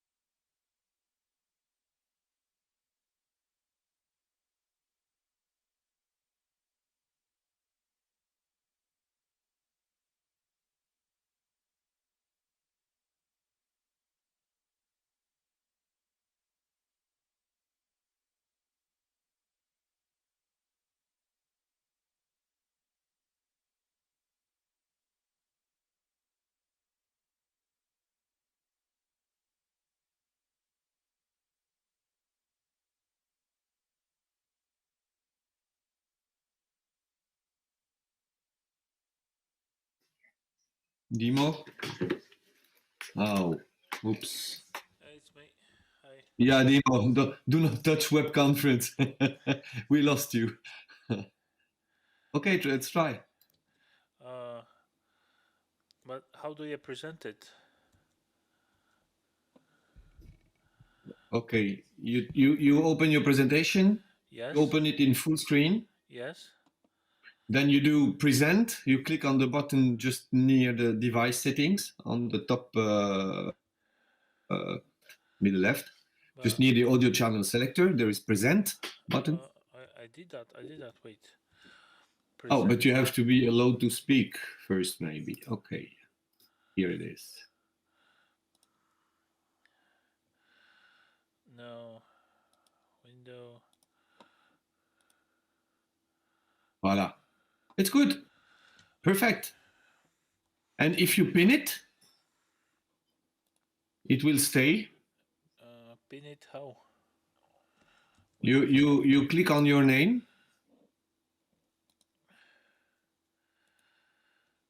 Pin.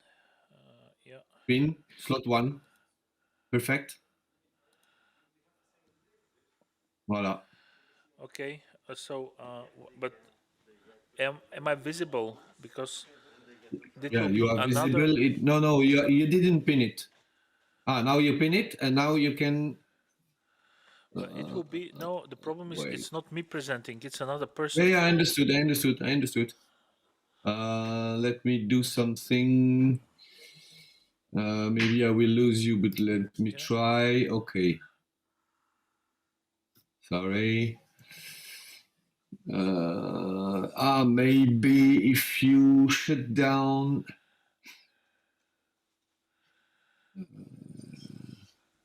Or maybe if I open it on the. If you open it on the IT PC, yeah, okay, but you have to do quite quick. Don't forget you are streamed, and that's the PC that the interpreters are looking to. But like this, wait now, like this, I don't want me to be visible. I want the No, understand. The speaker to be visible. Maybe if you go in your device settings on your laptop. Yeah. You turn off your mic and your camera.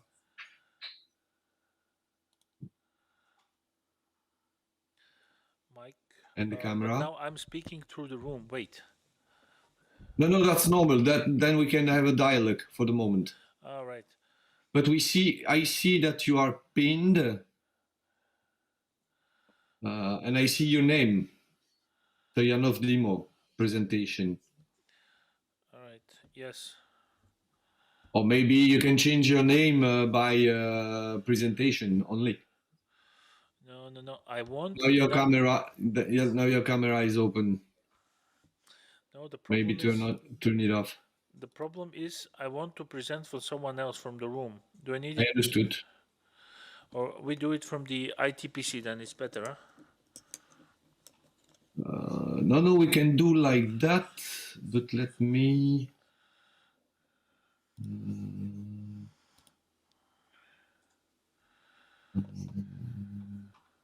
Don't remember. Let me. Okay, maybe open the microphone to Mr. It's for Dr. Freitag. You made the presentation, or not? No. Okay. Now I don't see your camera and. Herr Freitag, Sie können sprechen. Drücken Sie auf I come back, huh? Ja. Ja. Ja.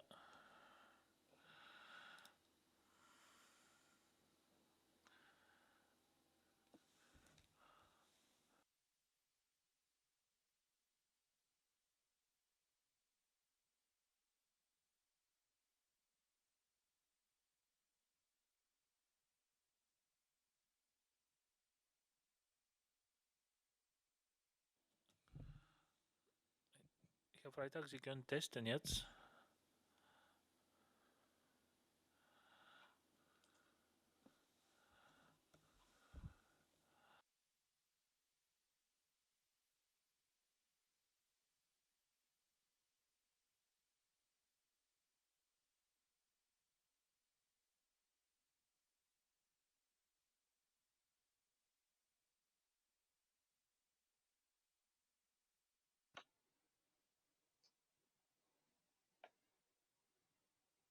Good morning, this is Peter Werm speaking, just to see whether you can already upload also my presentation from the conference room. That would be much appreciated. Thank you.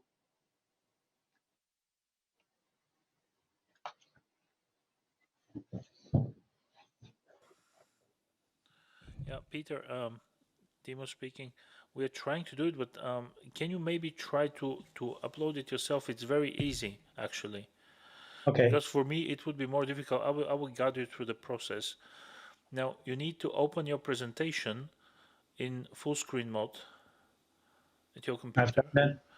Then you, on the top middle left corner, you have a present button.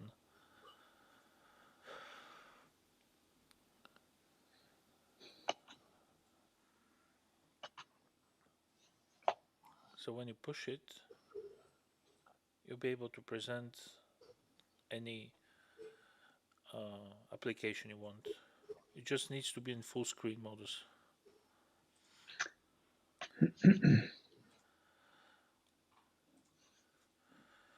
Herr Wehrheim, soweit ich das richtig verstehe, Sie müssen als erstes praktisch Ihre eigene PowerPoint-Präsentation auf Vollschirmmodus stellen. Genau. Und dann ist die Präsentation dann eigentlich in der Regel, haben Sie dann Ihr Bild und da so ein schwarzer Hintergrund.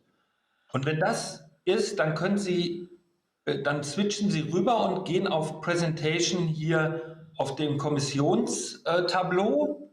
Oben, wo da steht, wo oben diese Zeilen sind, Device Settings und Present. Und dann geht Sie auf Present und dann müssten Sie aufgefordert werden, genau, alles IO, jetzt sind Sie drin. Okay, prima. Das scheint zu funktionieren. Ich hoffe, das geht dann auch gleich so weiter. Ist noch ein bisschen langsam, das System. Ja. Aber es funktioniert. Ja, noch nicht ganz, weil ich noch nicht weitermachen kann. Manchmal kann es sein, dass Sie mit der Maus auch scrollen müssen. Also, dass Sie oben die Anzeige, also dass Sie den Roller bewegen müssen. Dann geht er manchmal auch weiter. Ja, das System blockiert das momentan. Okay. Leider. Na ja, gut. Ja, ich glaube, Sie müssen auf die Präsentation umschalten, damit Sie bedienen können. Das wird über Interaktion nicht gehen, sondern wenn Sie umschalten auf die Präsentation, dann muss es... Können Sie jetzt die zweite Slide sehen? Nee, immer noch die erste. Noch erste. Ich habe nämlich Probleme gehabt, sie von hier aus zu starten, ohne sie als Sprecher auszuschließen. Also ich muss zugeben, mein System ist überlastet. Das System reagiert nicht. Ich glaube nicht, dass ich die Präsentation zeigen kann.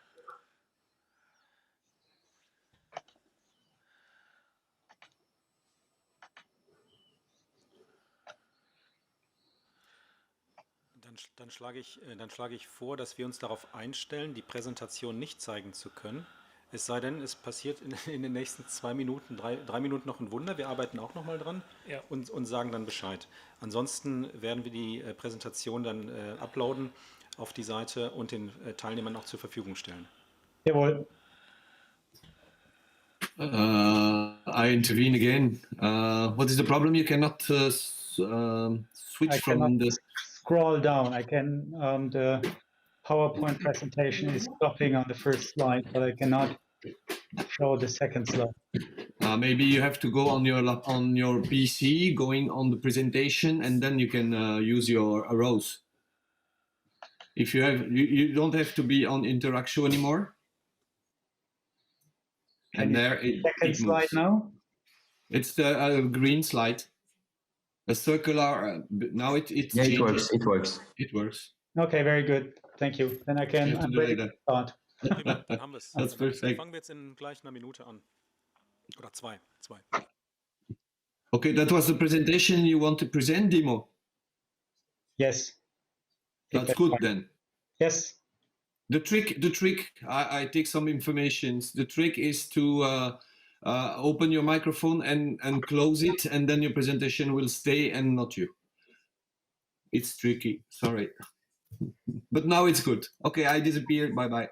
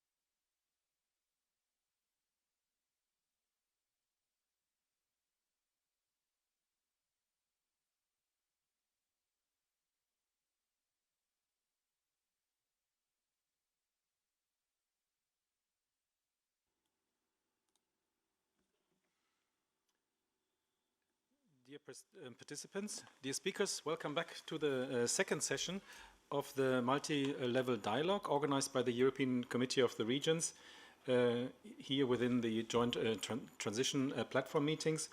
We're going to have an interesting panel of representatives of European Commission, of regions, and we are very happy to have you all here. And I will give the floor successively to the speakers. They were told to have 5 minutes each for their presentation. We have until 12:15 roughly, so it's not a lot of time. So I might interrupt the speakers as well if too much time passes. We have Mr. Peter Verheim from DG RTD of the European Commission. We have Javier Villa Ferrero, member of the Committee of the Regions from the Legislative Assembly of Asturias. He also took the floor in the first panel, if you remember. We have Dr. Klaus Freitag, the special representative of the Land Brandenburg to the Lausitz. What's the English word? Lausitz. We have the Director for Sustainable Resources from the European Commission's Joint Research Center. No, we don't have him. We have the head of unit, Genovese Giampiero, replacing Mr. De Santi. We have the deputy mayor of Bytom in Poland, Michal Bieda, and another member of the Committee of the Regions, Caroline Dwayne Stanley from Lauis County Council. Just quick introduction. The topic is on the thematic exchange with an accent on bio-based industry that also fits very nicely in the activities of the European Committee of the Regions in relation to bioeconomy and the involvement in the Bioeconomy Forum of DG RTD and the Joint Research Center. So we're looking forward to this exchange. And I would like now to ask Mr. Peter Verheim from DG RTD of the European Commission to take the floor and present the slides.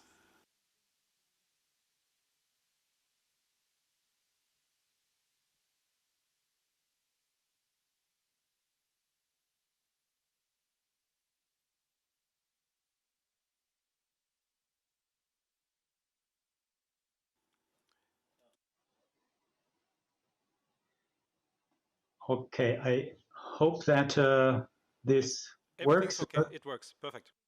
Okay, thank you very much. Thank you for setting up this session on the European bioeconomy. Very much appreciated from our point of view.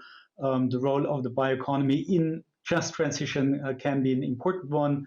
In our view, it's a relevant concept because we cannot stay within the planetary boundaries if we continue to consume mineral and fossil-based resources at the pace we have done during the past decades. Since 1970, the global use of resources and materials has more than tripled, and resource extraction is responsible for half of the world's carbon emissions.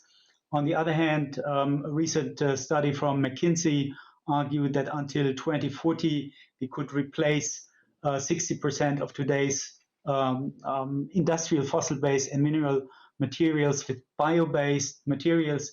Hence, a circular and sustainable bioeconomy is one of the new economic models which can help to address climate change, to achieve a fair and equitable economic social recovery within the boundaries of our planet, if we do it rightly. The bioeconomy, from our point of view, is also very centrally a central part of the European Green Deal. We have a European bioeconomy strategy from 2018. It can make a contribution to many of the European Green Deal objectives, such as, for instance, reaching climate neutrality by mid-century, but also strengthening European competitiveness and creating new jobs, managing resources sustainably, biodiversity, if it is being done in a sustainable way. Therefore, we see it as a role model of green growth. The European bioeconomy strategy and its action plan adopted in 2018 already argued that this needs to be done in a holistic way. We have also developed this strategy jointly with DG Environment, DG Agri, DG Mare, DG Grow. So different services have worked together. You see here that the strategy has three main priorities and 14 key actions. The priorities are supporting bio-based innovation to strengthen and scale up the bio-based sectors, unlocking new investments and markets in bio-based industries, working on the societal dimension to engage with member states, regions like all of you, primary producers, educators, and other stakeholders. So engagement is a very important aspect in deploying and scaling up the bio-based sectors. And last but not least, also addressing the environmental dimension by developing our understanding of the ecological boundaries of the bioeconomy. In terms of importance, the bioeconomy comprises the traditional sectors, agriculture, forestry, but also various of the manufacturing sectors, which are also of great importance, and specifically also those like the bio-based textile sectors, but also manufacturing of bio-based chemicals have a great innovation potential if they source biomass in a sustainable way. Many member states already have developed national bioeconomy strategies. In addition to that, we see more and more regions developing regional bioeconomy strategies. I show you a few examples. Most recently in 2021, Bavaria has adopted a new bioeconomy strategy. Flanders, regions in Finland, in the Basque region have done so, and there is also a European Forest bioregions facility hosted by the European Forest Institute. So a lot of action is happening. We also have instruments to support that. For instance, the Common Agriculture Policy, in which on the lower left-hand side you see also includes a reference to the bioeconomy, sustainable forestry as one of its specific objectives, but also sustainable energy. And behind this are also the instruments which the Common Agriculture Policy offers in the first, but more so even in the second pillar. You see that listed on the right-hand side. There are various instruments with which the deployment of bioeconomy in regions, in member states can be supported.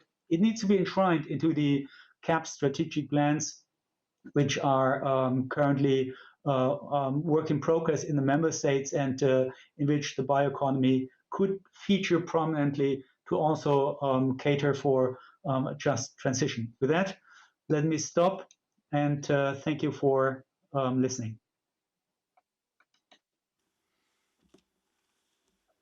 Thank you. Thank you very much, Mr. Verheim, DG Research, European Commission.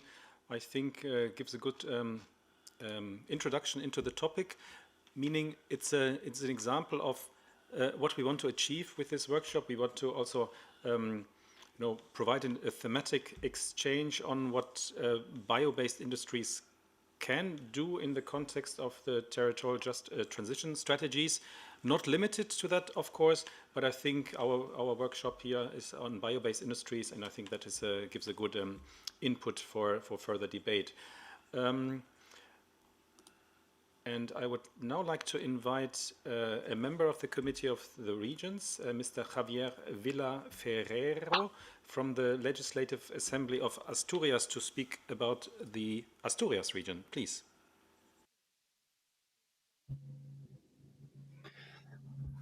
Buenos días. Yes. Good morning, everybody. And thank you very much to the organisers and to Mr. Valheim for his introduction, which was extremely interesting. The difficult part is ensuring that the bioeconomy strategy reaches the ground level in the transition regions. And this is the right place to talk about those matters. We come from the European regions that are compelled to undergo the transition. And it's important that we should talk about our concerns together and our achievements. I think we're all aware that the biggest difficulty that the regions face in the coming years is the efficient coordination of all of the funds that we're going to be managing. Furthermore, the transition regions need to make extra efforts given the COVID epidemic. We have to transform the energy system and at the same time promote economic diversification. The first step that we need to take to optimize the use of the fund is to find out what the exact amount to be allocated to each territory is.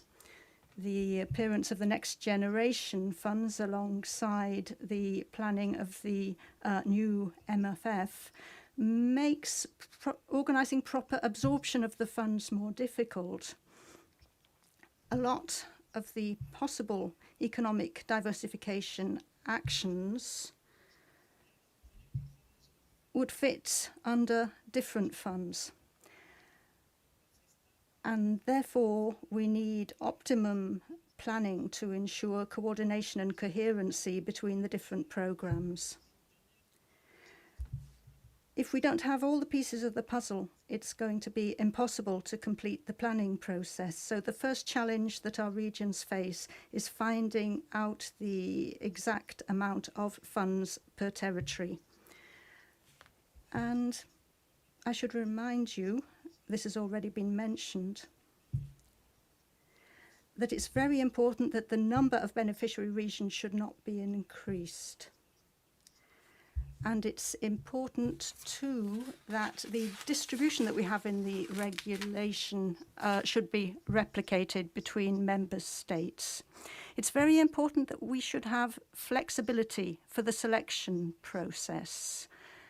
A lot can be done from the national level. The plan is drawn up by the national government, but the regions have their specificities. So the regions need flexibility for the selection process. And thirdly and finally, another very important challenge for the transition regions is promoting investment on the basis of competitive advantages.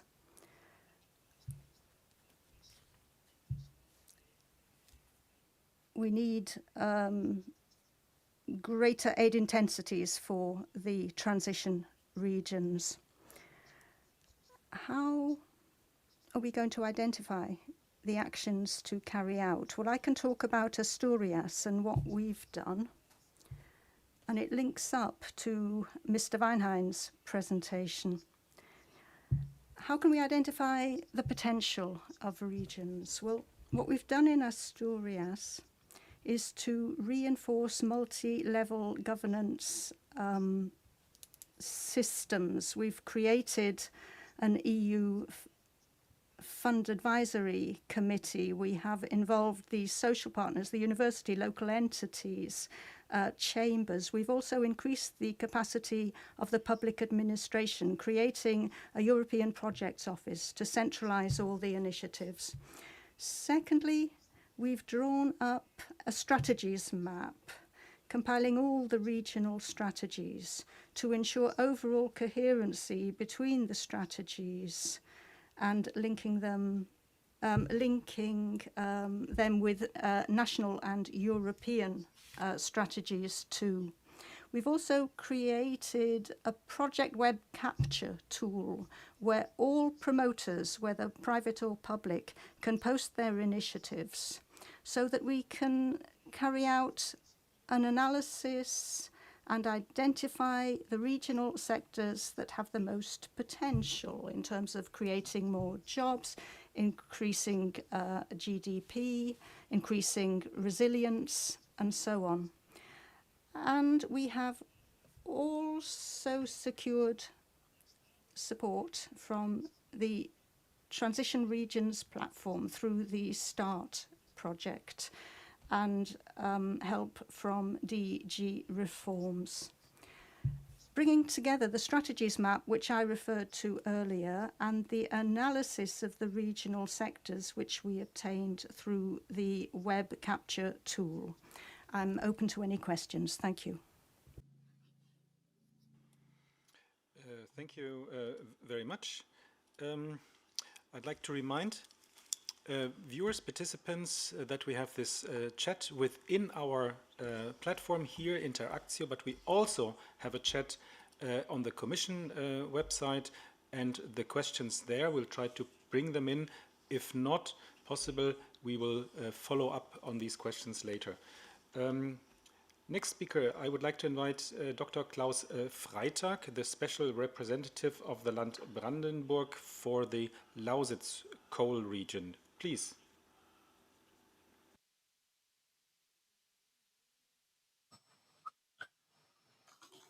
Ja, sehr geehrter Herr Chair, I hope that people can see my presentation now. Thank you once again for giving us the opportunity to speak on behalf of the Lausitz region. I'd like to stress that I represent the Brandenburg part, but the region is a European region. Next slide, please. Yes, here you can see where we lie, in the heart of Europe. The region of Lausitz, Poland, the Czech Republic, a region which, since German reunification, has been in a process of restructuring. It was the heart of the energy industry in the former DDR. We had over 80,000 people involved in mining and power plants at that time. Lausitz is still one of the energy pillars when it comes to German energy generation. And it suffers from the legacy of the last 50, 60 years. It was a very industrial region.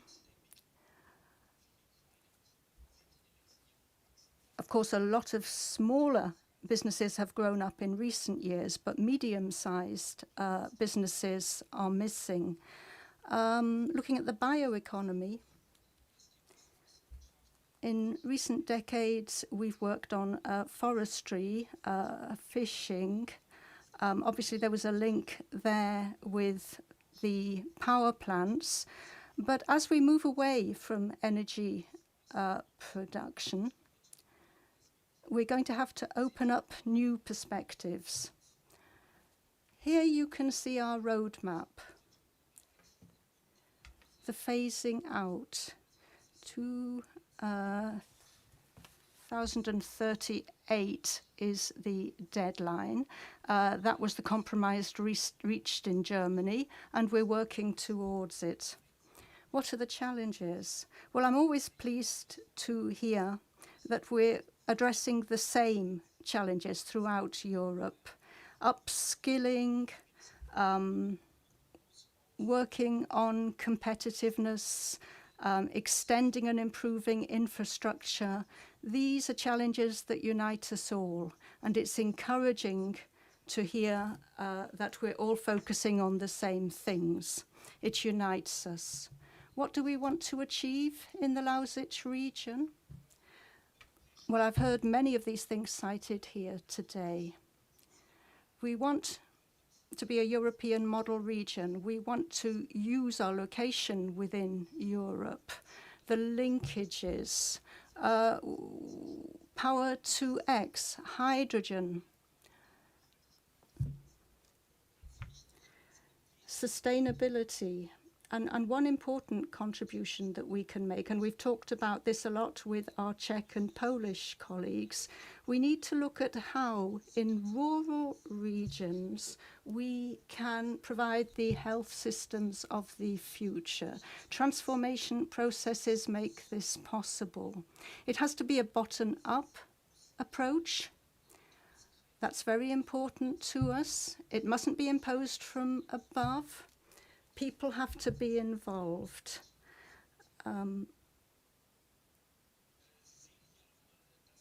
Here you can see that we're already working with our colleagues from other regions. Unfortunately, the pandemic has interrupted the dialogue. We hope that as soon as the pandemic has been overcome, we'll be able to get together again. We suggested a number of topics together, including more exchange on the bioeconomy. And energy security was another issue. We're moving away from a fossil-based industry. How can we move to a new system? And here you can see the most important tools that we've developed over the next 2 years. As part of a bottom-up process, we have held regional and local workshops, created workshops where we can get together with experts and other stakeholders and filter out the best ideas for our region. And it's gone very well. A lot of people from the central region were initially very skeptical, but we pushed forward courageously, and we can see now that we have the support of the European Commission. Obviously, there's always a preference by the member states for a top-down approach, but I think we've done very well, and we have organized the process in a bottom-up manner and have created workshops to involve important local stakeholders.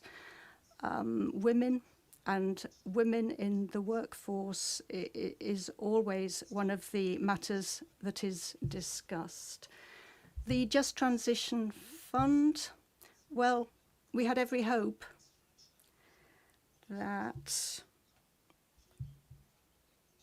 we would be able to draw on the national funds and then receive extra money on top of that, which would give us more freedom, more flexibility to use the European funds. Now, unfortunately, the Federal Republic of Germany has merged the money with the national funds, which means that we only have a fragment of what was potentially possible. And a lot of the coal regions have repeated this to the national government again and again, but we have to accept the result as it stands. We hope, however, that with your support, we'll be able to go further through direct support for medium and small companies. We hope that that will happen within the next few years. The issue of AIDS is constantly on the agenda, and we hope that in the coming years we're going to be able to find solutions. Finally, I'd like to stress that we invest a lot of hope in this platform and in the work in the regions and in support from the Commission in Brussels. We hope that it will give us the space to be proactive, that you will allow us, give us a certain amount of freedom vis-à-vis the national member states. We're very close to the Polish border. It's only 30 kilometers away. It's important that we should work together, and we rely on your support and cooperation so that we can develop as a European region. Thank you. Thank you very much, Dr. Freitag, for this very good presentation. I think it pointed towards several issues that we had identified also in the first session on cooperation within the region, on combining financing, on cross-border cooperation. And I think, and also in relation to your plea from this morning, that we will need to continue working on within the platform together with the Commission and the regions to advance even more beyond the meetings which we have now. But as we also discussed before, this is just a starting point. It's a step within a more coherent strategy. Now as I said, it's a multi-level dialogue, and we now have another speaker from the European Commission, this time from the Joint Research Center. It is not Giovanni De Santi, as it was announced in the program, but it's the head of unit for bioeconomy, economics of agriculture, Mr. Giampiero Genovese. You almost have the floor, Mr. Genovese. Just bear with us. We are starting the presentation from the room.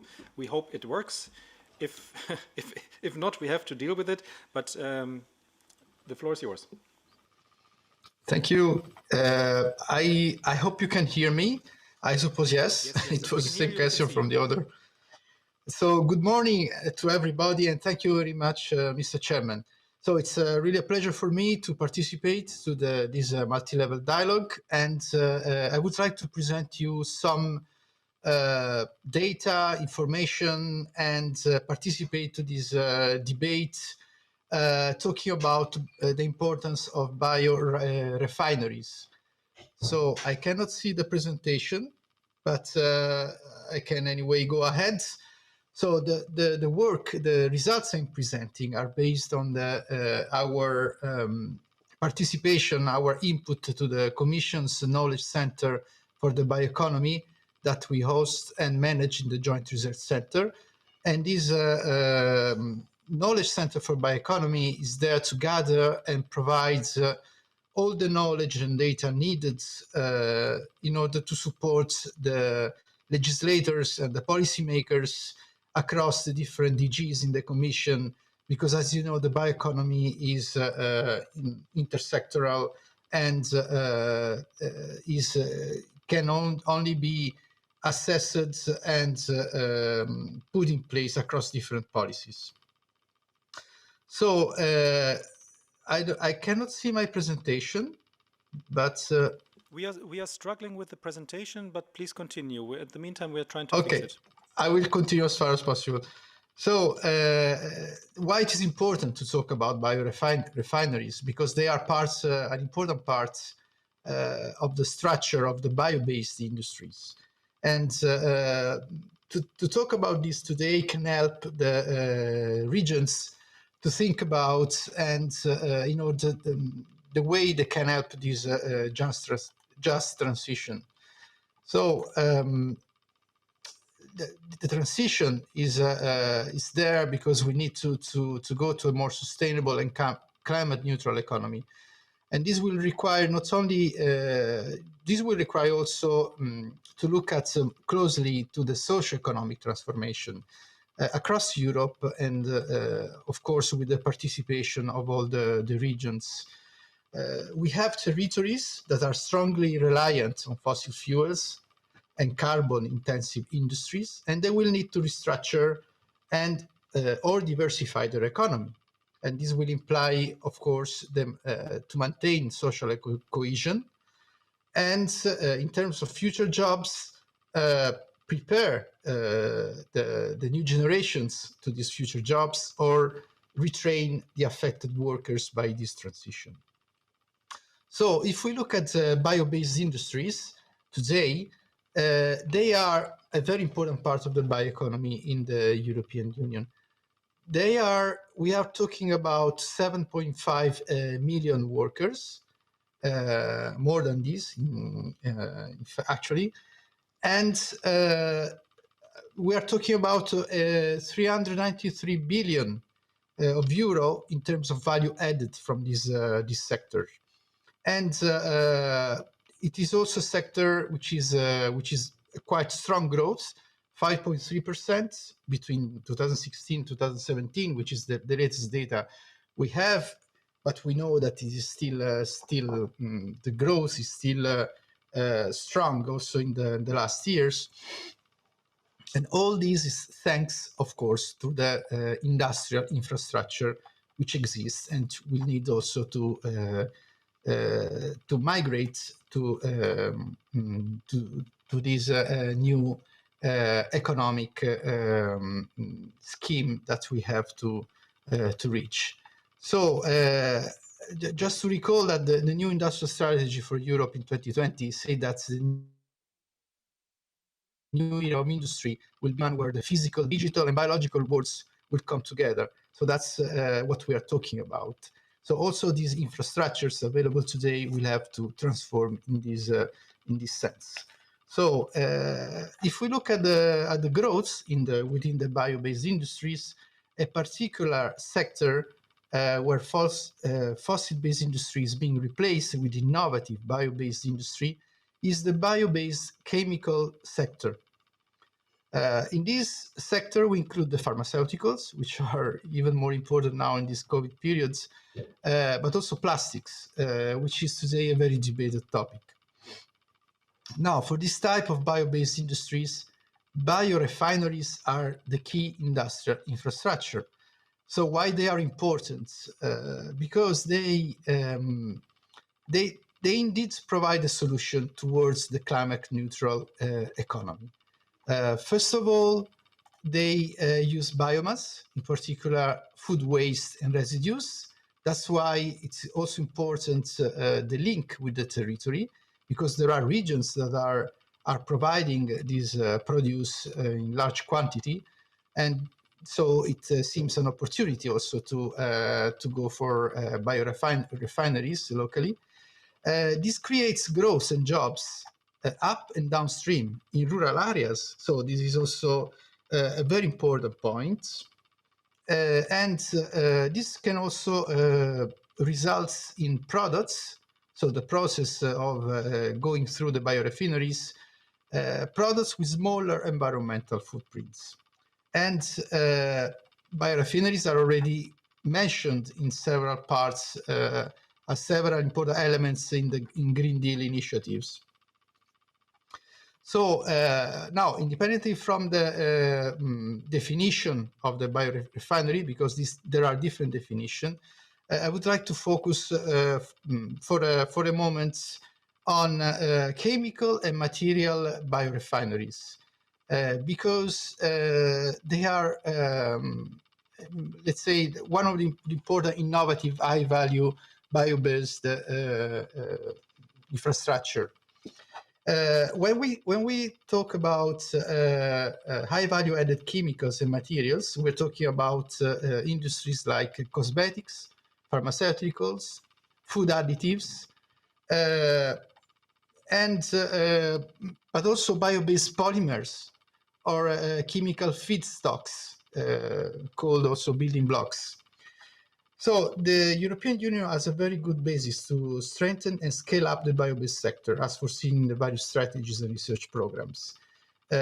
What we can observe, I cannot show you the slides, but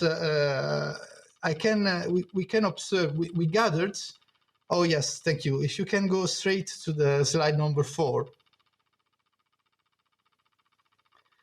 Okay, in this slide, you can see how in Europe are distributed the biorefineries. So we see that they are clustered. The different colors represent different kind of products coming from these biorefineries, and sometimes they produce more than one. And but they are like clustered because they are, you can imagine they need inputs, they need material, they need biomass. And for instance, this concentration in the northern area, northern France, Belgium, Netherlands, you can imagine that is also due to the access of to material due to the large ports infrastructure in this area, like Antwerp or Rotterdam, where the needed material comes, or also because of the pre-existing industries related to the chemical industries. So, but this also shows a potential opportunity for the other regions, because many of these biorefineries needs as input, as said, the local biomass. So we have region producing primary biomass, and this can be absolutely an opportunity. So next slide, please.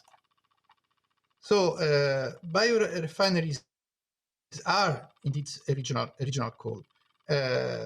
Biomass can have high transport costs. That's why they must be localized. So the countries of regional specialization is, of course, strongly motivated by the availability of specific feedstocks. Let's say that we observe the cluster is also observed due to existing industries, labor markets, pooling, and also intellectual spillovers. But to sum up, the Joint Research Center and the GE Research and Innovation, we are continuing to work on the improving the observation and the indicator framework in order to monitor the biobusiness industry and in general the broader bioeconomy, as was presented already by my colleague Peter Verheyen. So such, let's say, knowledge for the time being can help authorities and the stakeholders to think about opportunities that are related to the just transition. So I conclude here.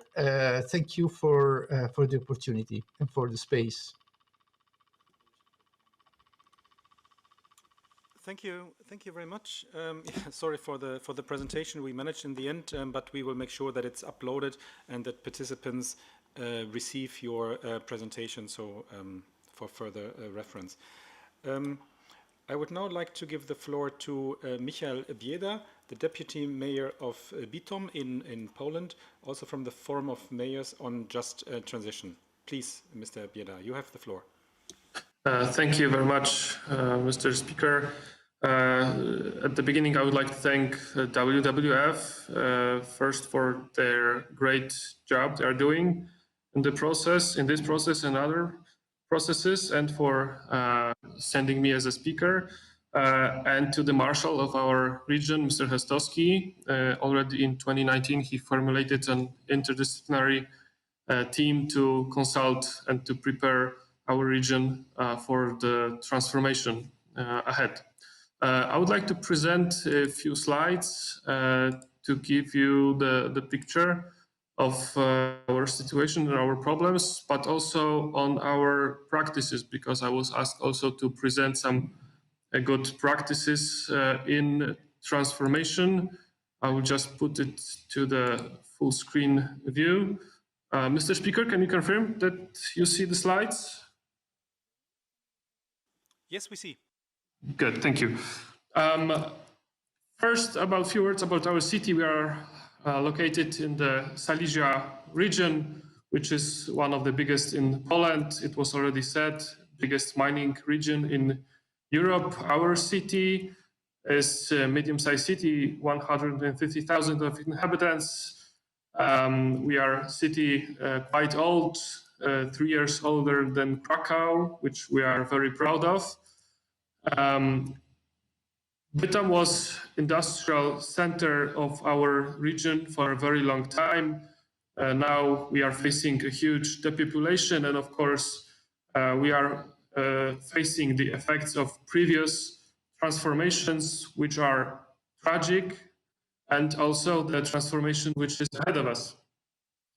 This is one of the reasons that the European Union described Bytom as well as Wałbrzych and Łódź as the cities with particular problems, one of the most problematic areas in EU.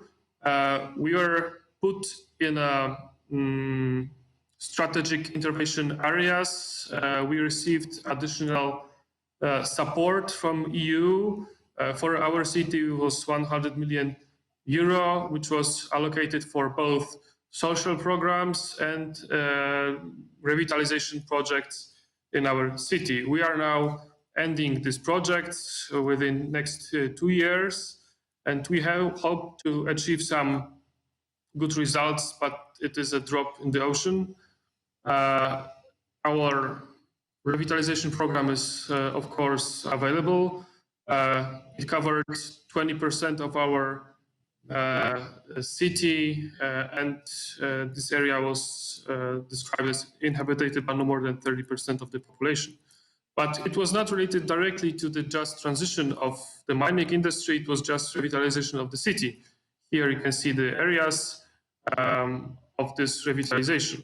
And now what we want to do, our planned activities, this is the map of our investment areas. These are the post-mining areas. The coal mines were located here. We had 7 coal mines in Bytom and 2 steel mills. Now we have only 1 operating coal mine. But we know that in due course, the mining activity has to stop. It's, of course, inevitable. Now, 3 examples of what we do on post-mining areas.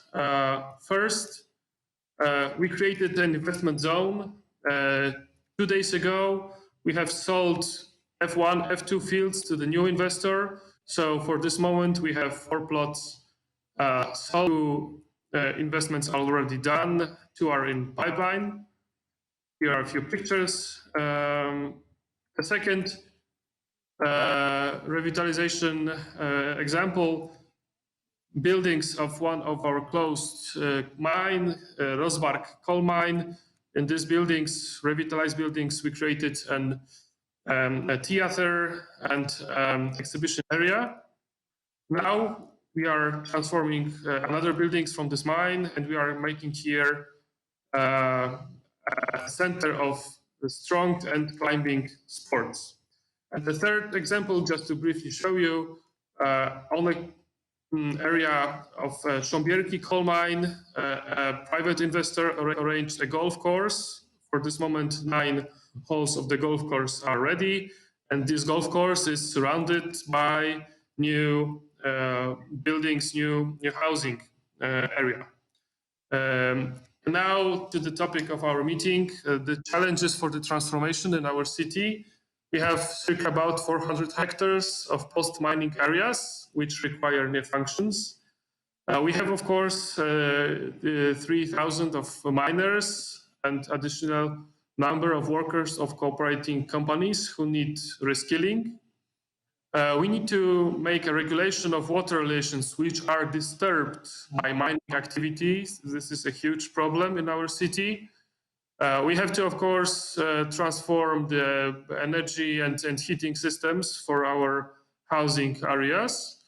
We have to deal with energy poverty because ecological heating solutions are, of course, more expensive for our inhabitants than the coal heating, and we have to prepare also some projects for them. And now the problems to solve. I would like to make 2 points which are quite difficult for us. First problem is that EU funds timelines differ. We are now forging our agenda for the transformation together with our with other cities in our sub-region. But we are focusing now on the Just Transition Fund and the EU Recovery Fund. But as you all know, these projects have to have a synergy with the projects which are to be co-funded with other EU funds mechanisms like Cohesion Fund and Regional Development Fund. And I believe that these all EU agendas should be forged parallelly, because we have to project these projects, prepare these projects which have to get funds from all possible sources. And at this time, the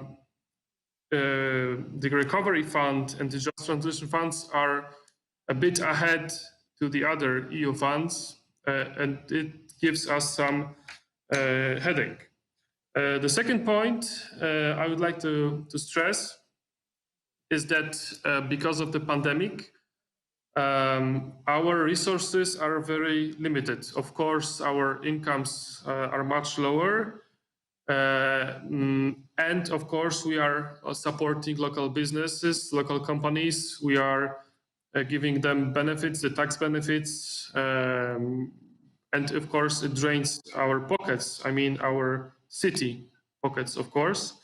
It gives us a very tough decisions concerning our investments, but also it makes difficult to give money to new projects and to prepare the documentation for the projects which we want to endeavor within Just Transition Fund. And what I would like to ask all authorities, not only in my countries, but also DG Regio, I believe, is most suitable to help us, is to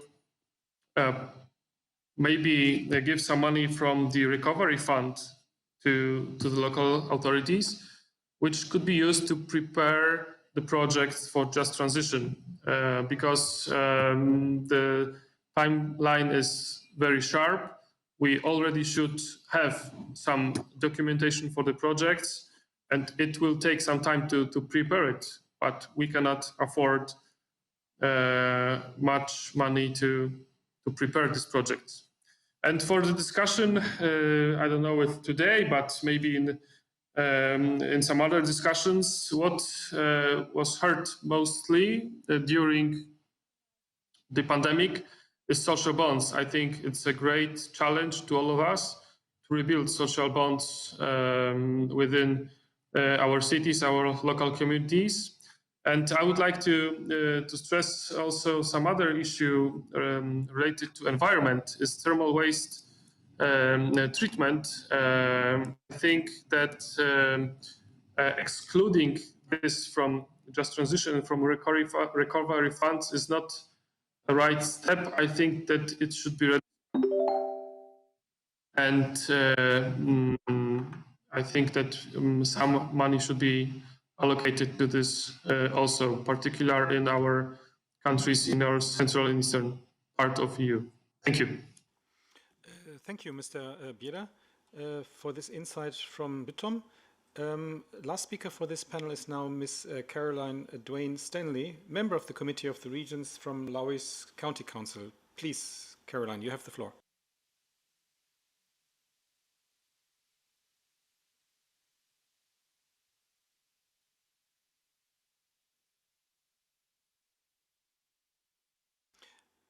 Your microphone is activated. Can you hear me now, Mr. Speaker? Yes, perfect. Perfect. Thank you. Thank you. Thank you, Chair. Thank you very much. And thank you for the opportunity to speak at this important event. As I come from an area in Ireland that has been significantly and adversely affected by the transition to a low carbon economy, I'm particularly delighted to be involved in this conference. In the Midlands area of Ireland, which comprises of 4 county areas, we very much welcome the European Just Transition Fund and see it as a realistic way to support all transitioning regions, not only financially but also technically. In Ireland, the closure of the peat extracting plants, Bordnamona, means that jobs as well as communities are under social economic threat, and we must act fast to support them. Furthermore, we need to ensure that we become a green region which can lead by example. A lot of work has been done in Ireland at national and local levels. Back in 2019, the government appointed a commissioner for the Just Transition, Kieran Mulvey, whose main task was to identify challenges for our regions as well as ways to address them.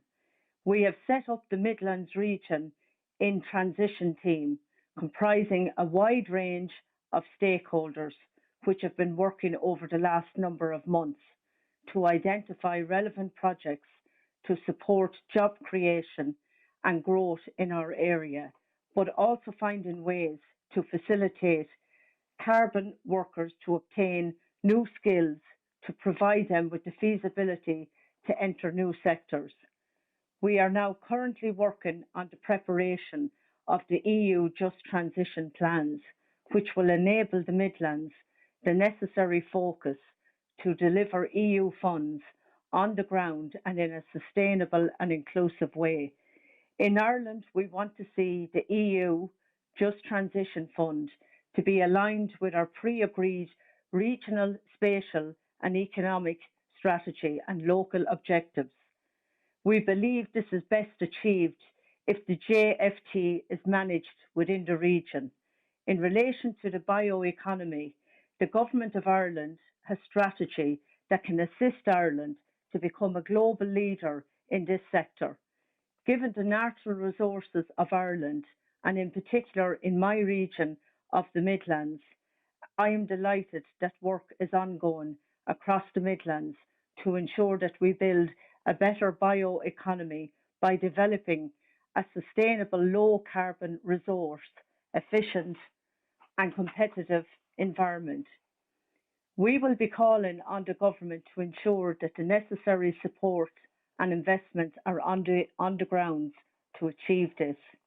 I'd like to provide you with an example from the region. The Road Business Park, which is situated in County Offaly, is ideally located to become a seedbed for enterprise and a regional focal point for the emerging energy sector transformation in Ireland. The core of this transformation lies in efficiency and locally integrating new renewable energy productions with energy storage and transmission systems that are readily accessible to end users. The Road Green Energy Park is an innovative concept that represents an opportunity to achieve this integration in Offaly, and in doing so address pressurising regional and national challenges relating to the economic viability, climate action and energy security. The next number of months will be decisive regarding the development and the management of the new Just Transition Fund, and as a local representative, I believe that this programme can bring about a realistic change to our communities undergoing very specific challenges. I have listened carefully to the progress that has been made in other regions, and I look forward to sharing your experiences with my colleagues in Ireland. Thank you very much, Chair. Thank you very much, Caroline, member of the European Committee of the Regions. We are almost reaching the end of this second panel. We still have a bit of time before the closing speakers will be asked to conclude this debate. I would now like to ask the speakers of the second session and also of the first round from this morning, if there are any immediate reactions to what you have heard from the other speakers before I ask maybe some more concrete questions. But please feel free now, the speakers from this morning and now just before the lunch. Now, any immediate reactions, please? Yes, Mr. Verheim, please, you have the floor.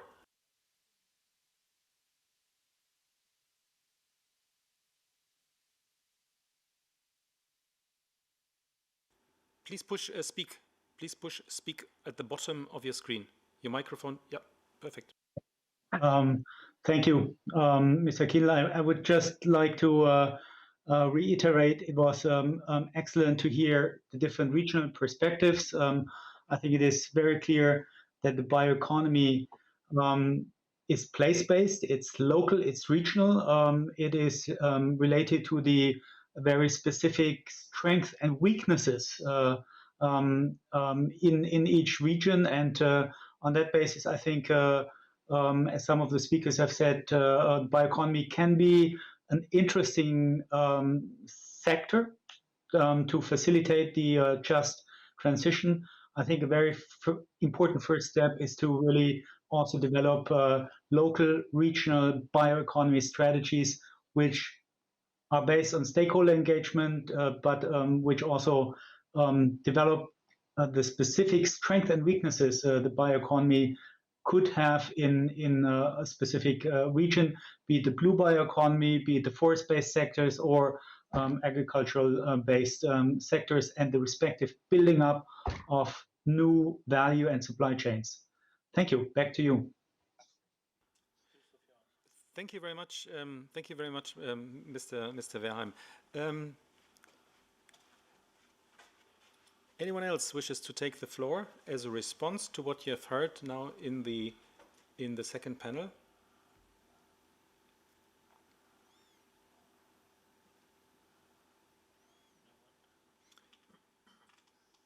Okay, that is not the case.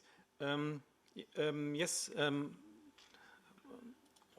My director, Thomas Wobben, asks for the floor. He was supposed to be the moderator of the session, but he couldn't be with us. That's why I replaced him during this panel. Thomas, please, you have the floor. Yes. Let me just switch on my camera so that you can see me. For being late, I had a problem also with Peter Verheim. We were in the same meeting, in another meeting of DG RTD today.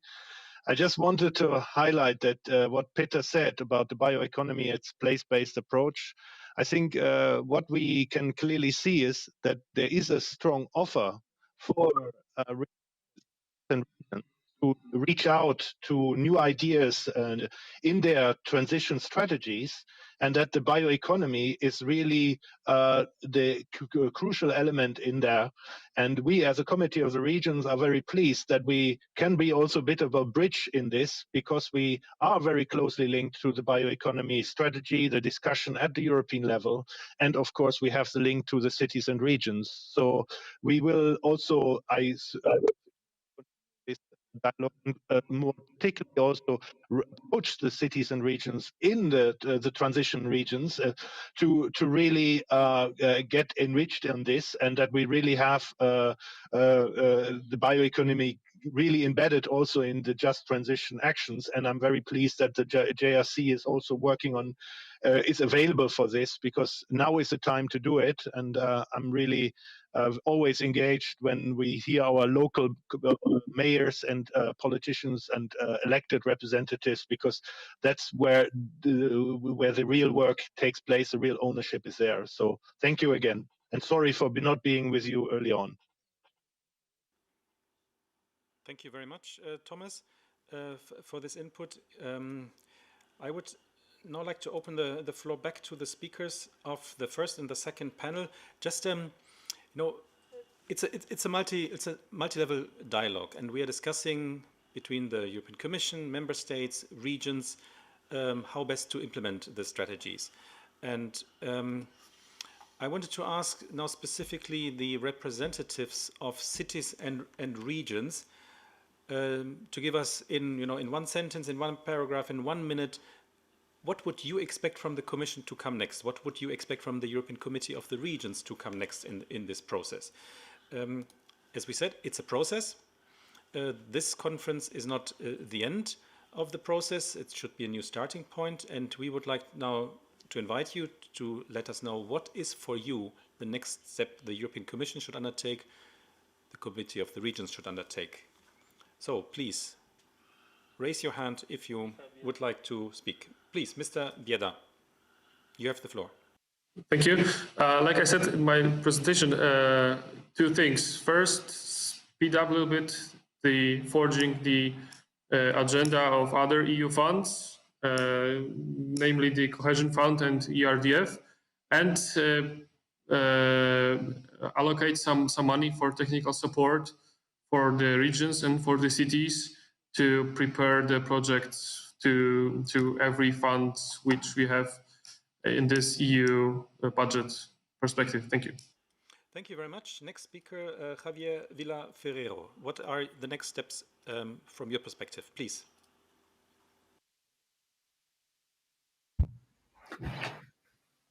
Repito, pero en una frase condensado. What are we asking for from the European Commission? Well, firstly, more funds. The Just Transition Fund is good, but we need more. And more flexibility in their use, direct funds, more aid intensity when we're offering aid to businesses so that they can move into our regions. We need something extra, a plus in terms of competitiveness. What can we ask for from the Committee of the Regions? Well, we are capable of participating in a single European strategy. The bioeconomy, there are many other areas. We're capable. The committee is a good place to do this. Many thanks. Now, Dr. Klaus Freitag, you have the floor.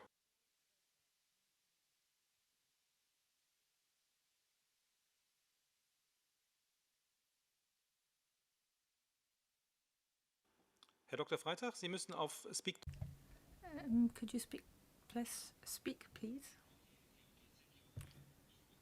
Yes. Sorry. Thank you once again for the opportunity to speak here. From Lusatia and Brandenburg, we particularly expect to receive support from the European Commission in multi-level work and European cooperation with other regions. We want to see a harmonization of the different programs. That's something which other colleagues have mentioned. And of course, we would also like to see that where the Commission offers support programs, that the appropriate level of pressure should be brought to bear on the member states and the national level to ensure that those programs are actually able to be implemented as intended by the Commission and made available to the regions. I would now like to close this panel. I would like to come to the official conclusions of the workshop, of the multi-level dialogue, and I would therefore invite two members of the European Committee of the Regions to conclude this discussion for today. The first one in line is the Mayor of Rijeka in Croatia, Mr. Vojko Obersnel. Please, Mr. Obersnel, you have the floor. Thank you, dear participants and speakers. We have reached the end of our multi-level dialogue. I would like to thank you for being with us today and contributing to this dialogue. As a rapporteur of the European Committee of the Regions on the Just Transition Fund and mechanism, I'm really happy to be able to see how this initiative has developed and how cities and regions have been able to have their voice heard on this matter. This is also our main goal at the Committee of the Region, to give a voice of the local and regional authorities in Brussels. It is also our ambition to make this multi-level dialogue a regular event, hopefully as integral part within the meeting of the Just Transition Fund. At this point, I would like to thank the European Commission and specifically the team of DG Regio for their dedication and continuous support for the local and regional authorities. Also, I wish to congratulate Commission, Parliament and Council on reaching agreement on all just transition proposals. Last agreed document is the public sector loan facility, very important for our future. At the end, of course, I want to thank all the speakers for their valuable contribution, and we will continue to represent local and regional authorities in Brussels on such important matters. Thank you very much once again. Stay healthy, and I hope to see you soon. Thank you very much, Mr. Obersnel. And finally, Mr. Jacint Horvat, a member of the European Committee of the Regions from Hungary, from Nagy-Konisho. Please. Thank you very much. Dear speakers, dear participants, thank you for the opportunity to speak on this meeting as former rapporteur of bioeconomy opinion in the CoR. Today's rich exchanges confirmed the significant potential of bioeconomy and bio-based industries in contributing towards a fair green transition. Bioeconomy acts as a catalyst for systemic change when it comes to producing and consuming resources. Together with bio-based industries, bioeconomy helps moving away from a linear economy which is based on extensive use of fossil and mineral resources. A circular and sustainable bioeconomy can improve resilience and competitiveness. Moreover, it has the potential to deliver of three major fronts. First, on Europe's economic prosperity and recovery from the pandemic. Second one, on the production of fossil-free materials for a climate-neutral future. And third, on the protection of the environment and ecosystems. These are key elements of Green Deal. Bio-based industries will play a key role in recovery because they can align the economy with the biosphere.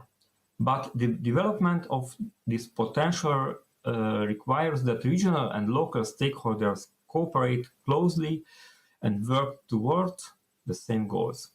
Cities and regions should develop their own just transition plans, considering the potential of bio-based industries and bioeconomy. Bioeconomy gives the opportunity to create new rural, coastal, and urban jobs, uplifting local economies, expanding bio-based activities across Europe, fully utilizing available local renewable feedstocks, providing new or additional income for actors in the primary sectors, creating vibrant, sustainable communities. Additionally, reuse idle industrial facilities by applying biotechnologies for new and innovative industrial activities. Each region has its own capacities in terms of industry, agriculture, and university presence. Therefore, the development of the bioeconomy in regions is highly contextualized. In order to create a sustainable and circular bioeconomy, activities have to be anchored firmly at regional and local level within regions where people are familiar with available value chains. Regions are investing in basic services and facilities. Therefore, a local and regional approach promises a firm connection to regional specifics and specializations. The activities involved should be firmly embedded and at regional and local level, given that local communities have a good knowledge to existing value chains in the regions. This is a key prerequisite for the green transition to be just. Thank you once again for involving the COR in this multi-level dialogue. Thank you very much and have a good best. Thank you very much. Thank you. Thank you very much, Mr. Horvath.